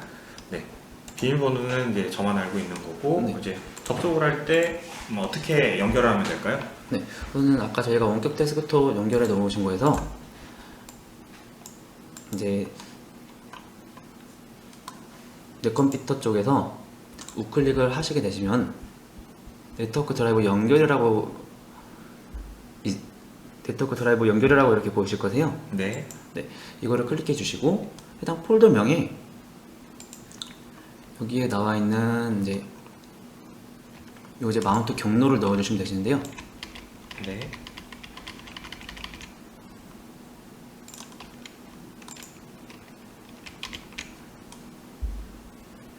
저 이제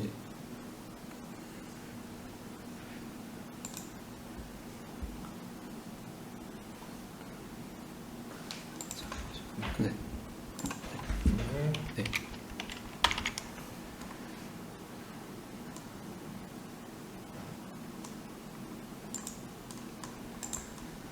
경로가 좀 잠시만요. 경로가 조금 바뀌어야 될 것 같아서. 네.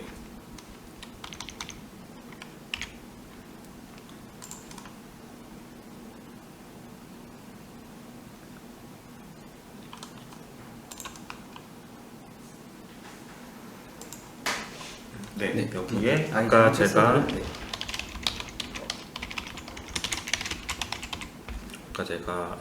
만들어놨던 인증 정보를 입력하면은 네, Z 드라이브로 이제 연결이 됐네요. 네네. 네, 1TB 이런 식으로 사용하면 된다는 생각보다 간단하네요. 아까 비밀번호 규칙만 조금 네.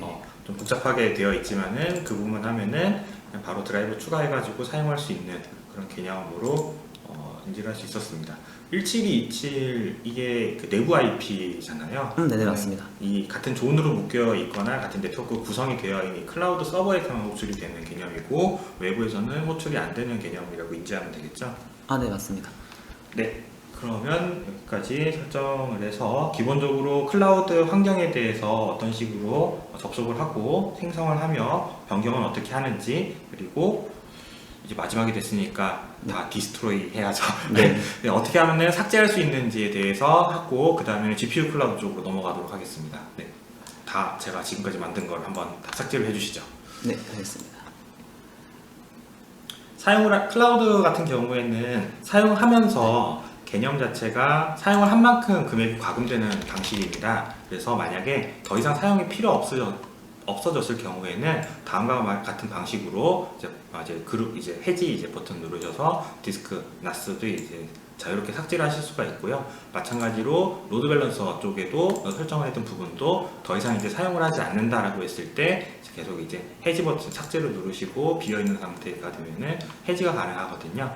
그래서 해지하고 마지막으로 클라우드 서버 생성했던 윈도우 서버, 리눅스 서버 삭제하는 걸로 이쪽 클라우드 쪽은 마치고 그 다음에 이제 GPU 클라우드 쪽 신청하는 법에 대해서 넘어가도록 하겠습니다.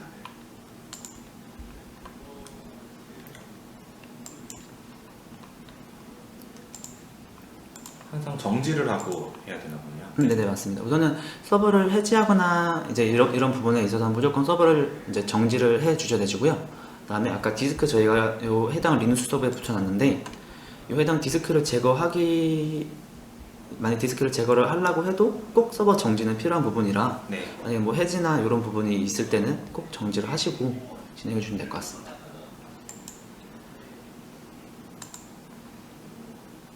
이제 서버가 정지가 됐기 때문에 여기 보시면 서버 연결 해제라고 이렇게 나와 있으시고요. 네. 해당 부분을 눌러서 기존 서버와 연결을 해제해 주시고 분리 중이라 나와 있는데 지금 분리가 다 완료가 됐고 해당 볼륨도 똑같이 삭제를 해 주시면 될 것 같습니다. 네. 그리고 이 서버의 경우에도 동일하게 눌러서 해지를 눌러주시면 되시고요.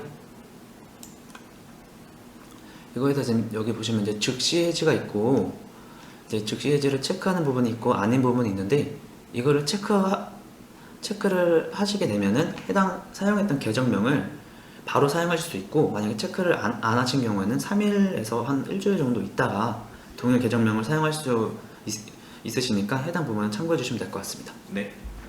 우선 저희는 즉시 해지를 선택한 다음에 삭제를 진행해 보겠습니다.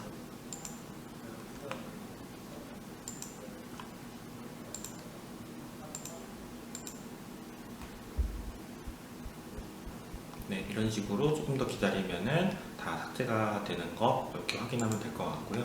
그 다음에 그 콘솔 이제 관리 페이지 가서 그 쿠폰 어떤 식으로 관리되는지 네. 설명을 한번 해주시겠어요? 네, 쿠폰 관리의 경우에는 이제 왼쪽에 결제 관리에 쿠폰 관리라고 이렇게 있으신데요. 이쪽에서 지금 현재 사용한 금액이랑 이제 현재 남은 금액, 현재 이제 여기 쿠폰에 적용된 금액이랑 사용 금액이랑 사용 가능 금액이 이렇게 나오고 있습니다. 네, 사용 금액은 아까 저희가 나스도 만들고 클라우드 네. 서버도 만들고 로드 밸런서도 만들고 요랬던 비용들이 바로 이제 이런 식으로 반영이 되는 거라고 이해하면 되겠네요. 아, 네, 이 맞습니다. 주기는 한 달 아니면 하루 단위로 이제 정산이 되는 개념으로 인지하면 되겠네요. 네, 맞습니다. 네, 그러면은 이 금액 자체가 저희가 종료일이 12월 31일까지니 12월 31일까지 이 금액에 대해서 유념해서 관리해서 사용하시면 될 것 같습니다. 이쪽 페이지 온 김에 네. 이메일이라든지 뭐 비밀번호 변경하는 페이지에 대해서도 한번 설명 주시겠어요? 보통은 이제 다 네. 임시 비밀번호로 들어오셨으니까 네. 어떻게 비밀번호 바꾸면 되는지 말씀 주시면 될 것 같습니다. 저는 이제 관리자 이메일의 경우에는 여기 회원 정보 관리에서 이제 이쪽에서 변경해 주시면 되시고요. 네, 그리고 비밀번호는 번호는 여기 이쪽에 네, 비밀번호 상단에. 변경을 이제 눌러가지고 변경해 주시면 됩니다. 네, 그리고 아까 저희가 삭제를 다 진행했는데 네, 실질적으로 해지가 이제 삭제가 다 진행됐는지 여부를 네, 확인을 하시려면은 결제 예정 금액이라고 한번 눌러보시면 여기 전부 다 해지가 됐는지 여부가 다 이렇게 확인이 다 이렇게 되시거든요. 아, 네, 네. 네. 그리고 지금 현재 이거의 경우에는 아직 해지가 다 안 된 것 같은 걸로 나오는데 삭제가 아직 진행 네, 중이라서 지금 그런 거죠. 삭제가 이제 현재 삭제가 진행 중이어서 이쪽에는 해지로 나오시지가 않으신 거고요. 만약에 이것까지 해지가 다 완료가 되셔야지 이제 정상적으로 다 자원이 삭제됐다고 보시면 될 것 같습니다. 네. 이제 많은 분들이 궁금해하시는 GPU 클라우드 쪽에 대해서 설명을 간단하게 해주시고 마치면 될 것 같습니다. GPU 클라우드 쪽 설명을 좀 해주시죠. 네. 아, 네. GPU 클라우드의 경우에는 이제 유클라우드 홈페이지에서 이제 따로 신청이 가능한데요.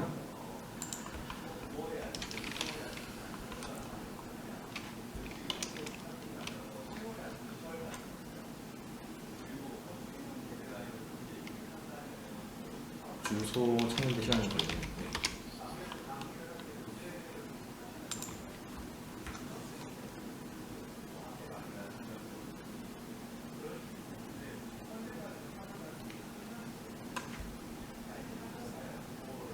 현재 이 유클라우드 비즈 쪽 계정 같은 경우에는 저희가 사전에 수요조사에서 GPU 클라우드를, 그러니까 HPC 시스템이죠, 사용하시겠다라고 하셨던 분들 대상으로 진행되는 내용입니다.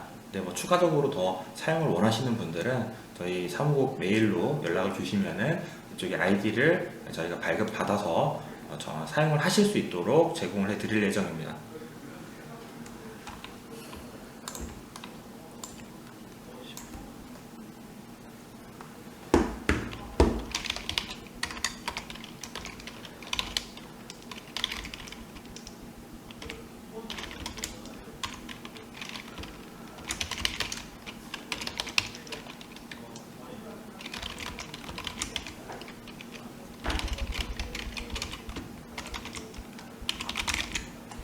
네, 로그인 절차부터 진행하도록 네. 하겠습니다. 우측 상단에 이제 로그인 이제 암호를 입력해 주시고 아이디랑 암호 입력해 주시고 밑에 요 보안 정보에서 이제 부정 방지 문자를까지 입력해 주시면 되시고요. 이제 이거의 경우에는 한 번 더 이게 걸려 계신 분들도 계시고 이게 없으신 분들도 계실 거세요. 이거의 경우에는 이제 특정 여기에 수신 쪽에 이제 등록해 놓은 이제 관리자만 들어갈 수 있게 해당 콘솔에 로그인을 가능하게끔 하는 OTP 인증 발급이기 때문에 해당 부분이 이제 필요하신 경우에는 이제 개인정보 쪽에 들어가셔서 이제 수정해 주시면 될 것 같습니다. 네.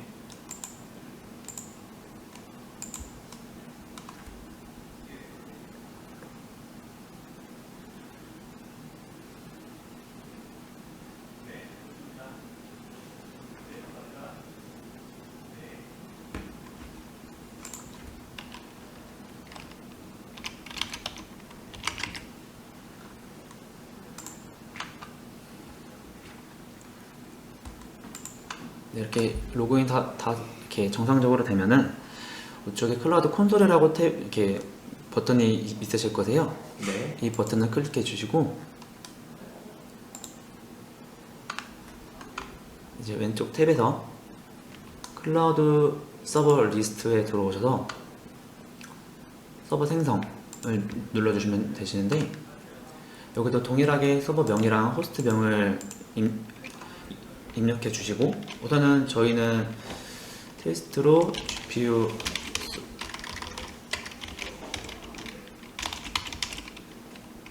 테스트 서버 01로 해서 중복 체크하시고 해당 내용을 동일하게 호스트명에도 입력해 주시면 되시고요. 운영체제 쪽에서 보시면은 상품 종류에서 GPU 서버라고 있으실 거세요. 네. 해당 부분을 선택해 주시면 되시고, 해당 이제 부분에서 이제 이미지는 이렇게 세 가지만 지원이 되고 있어서 우선 저희는 센토스로 네. 이제 선택해 가지고 우선 확인해 드리겠습니다. 이거의 경우는 이제 KT 쪽에서 이제 해당 내용을 이제 권고하는 거기 때문에 해당 내용 꼭 지켜주셔야 되시고요.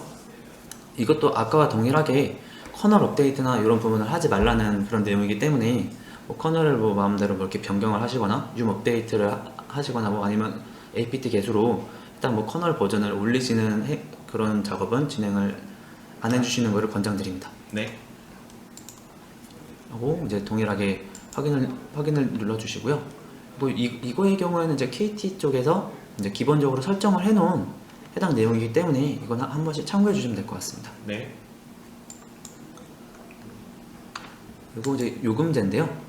요금제의 경우에는 이제 월 요금제가 있고 시간 요금제 이렇게 두 가지가 있으세요. 네. 그래서 자기가 이제 사용하시면서 어떤 걸로 할지 좀 확인을 하셔가지고 이제 선택을 해서 이제 해 주시면 될 것 같습니다. 네. 그다음에 우선 제일 적은 코어인 8코어 60기가로 선택을 해주시고 해당 부분을 이제 확인을 눌러서 이제 요 CIP의 경우에는 이제 있는 경우에는 선택해 주시면 되시고 만약에 없는 경우에는 그냥 넘어가셔도 크게 무방합니다. 네. 그리고 서버 대수는 한 대이고 이제 그룹은 이제 미적용을 해가지고 이제 서버 신청을 진행해 보겠습니다.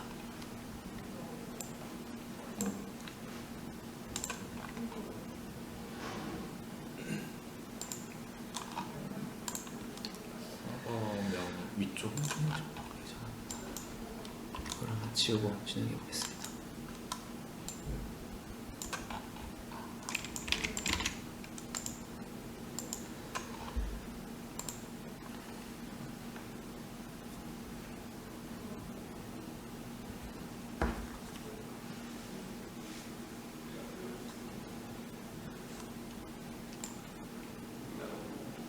네. 이것도 기다리면 되겠네요. 네네, 맞습니다. 그러면은 아까 뭐 엔비디아 쿠다라든지 이런 네. 기본적인 패키지들까지 이미지에서 자동으로 설치가 되는 거잖아요. 네네. 그러면은 들어가서 나머지 뭐 프로그램이라든지 뭐 텐서플로우라든지 이런 거를 설치하는 거는 제공되어 있는 매뉴얼에 나와 있는 그 쉘 스크립트로 절차대로 진행하면 되는 건가요? 아, 네네, 맞습니다. 네.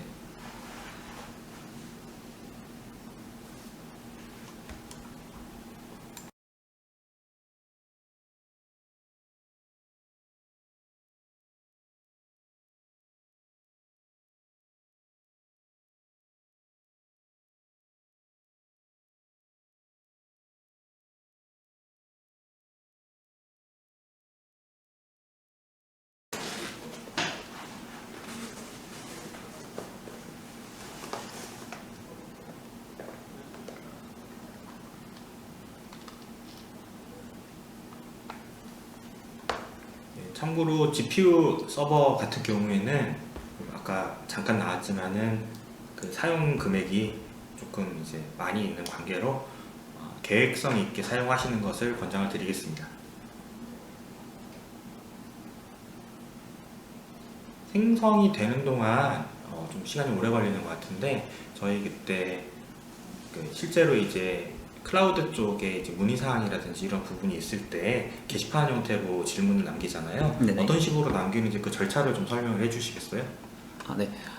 해당 절차는 아까 요 이제 파트너 사이트 요 이제 클라우드 콘솔 페이지에서 고객 지원 쪽에 AS 요청이라고 있으세요.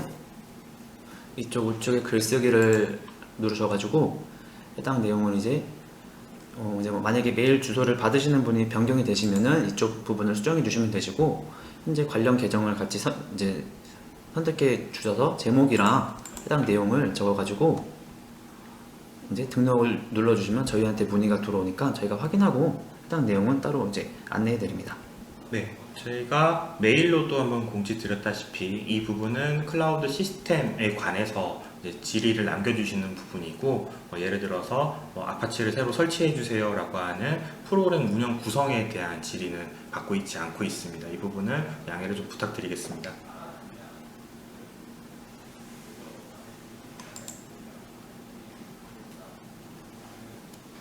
네, 이제 생성이 이제 된 거죠? 네, 생성이 다 완료가 된 거고요. 지금 이제 요 해당 암호의 경우에도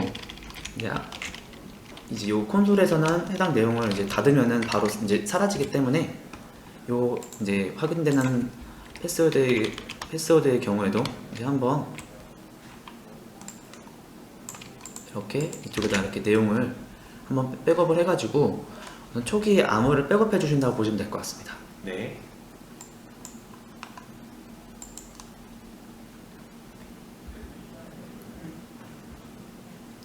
실제로 어떤 패키지들이 있는지 한번 실제 서버에 들어가서 확인을 한번 해주시면 될 것 같습니다. 아, 네. 우선은 해당 이제 여기서 이제 동일하게 이제 저희가 GPU 서버를 생성하면서 기본 IP가 하나가 할당이 됐고요. 그리고 요거에 대해서 포트 포워딩을 아까 센토스 7 버전이었기 때문에 공개 포트는 이제 디폴트인 22로 잡고 이제 사설 포트가 서버 내부 포트라고 보시면 되시거든요. 네. 그래서 하나를 추가를 하신 다음에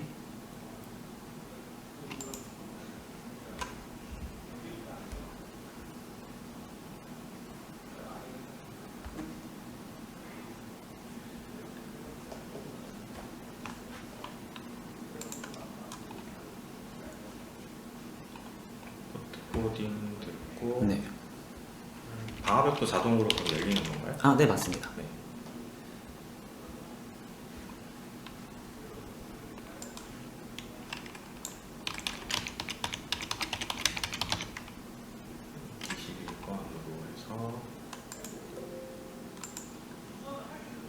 조정 루트고, 네.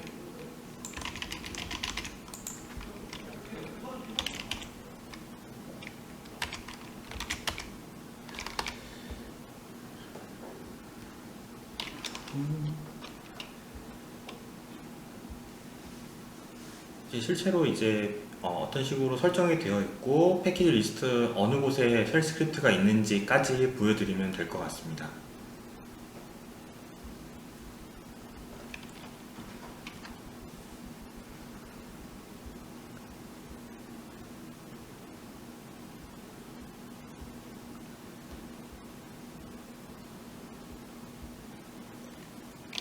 우선은 이제 해당 부분에서 이제 GPU로 이제 정상적으로 이게 설정됐는지 네. 해당 여부를 우선은 이제 확인을 하는 부분인데요.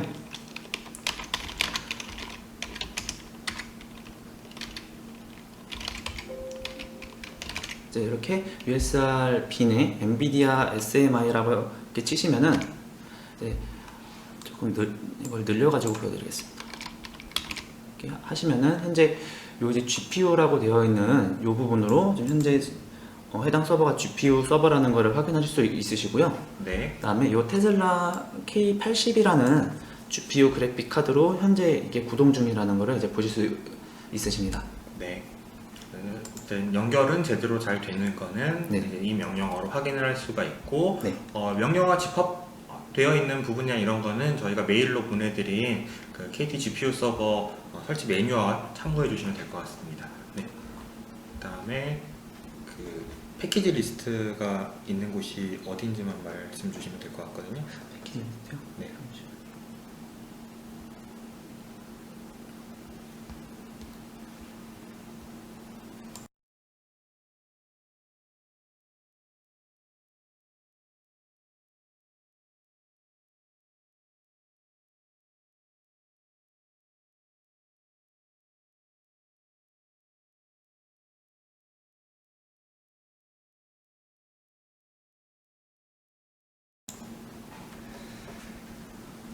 네, 설치 이후에 있는 단계에 대해서는 실질적으로 텐서플로우라든지 아니면 다른 GPU 연산이 많이 필요한 그런 서비스들에 대한 매뉴얼을 참고해 주시면 될 것 같습니다. 네, 한 2시간여 시간 동안 이제 실제로 이제 디딤 365 이제 KT 클라우드 총판께서 오셔가지고 저희 이제 매뉴얼 시스템 교육을 진행을 해 주셨습니다. 조금 더 많은 시간을 할애해서 진행을 해 드려야 되지만 시간 관계상으로 여기로 좀 마치도록 하겠고요. 내용에 대해서 궁금하신 점이 있으면은 아까 말씀해 주신 그 KT 트리포드 쪽에 그 질문 답변 게시판 쪽을 장애 신청 게시판을 이용해 주시거나 아니면은 저희 IPA 사무국으로 연락 주시면은 성심성의껏 회신 드리도록 하겠습니다. 그리고 제가 오늘까지 시스템 사용료를 조회해 봤는데요. 아직 교육을 받으시기 전이라서 그런지 클라우드 시스템에 신청하시거나 이런 분들이 좀 많이 적었습니다. 많은 신청 좀 부탁을 좀 드리도록 하겠습니다. 네, 인사하고 마치실까요? 네, 그다음 고생하셨습니다. 네, 고맙습니다.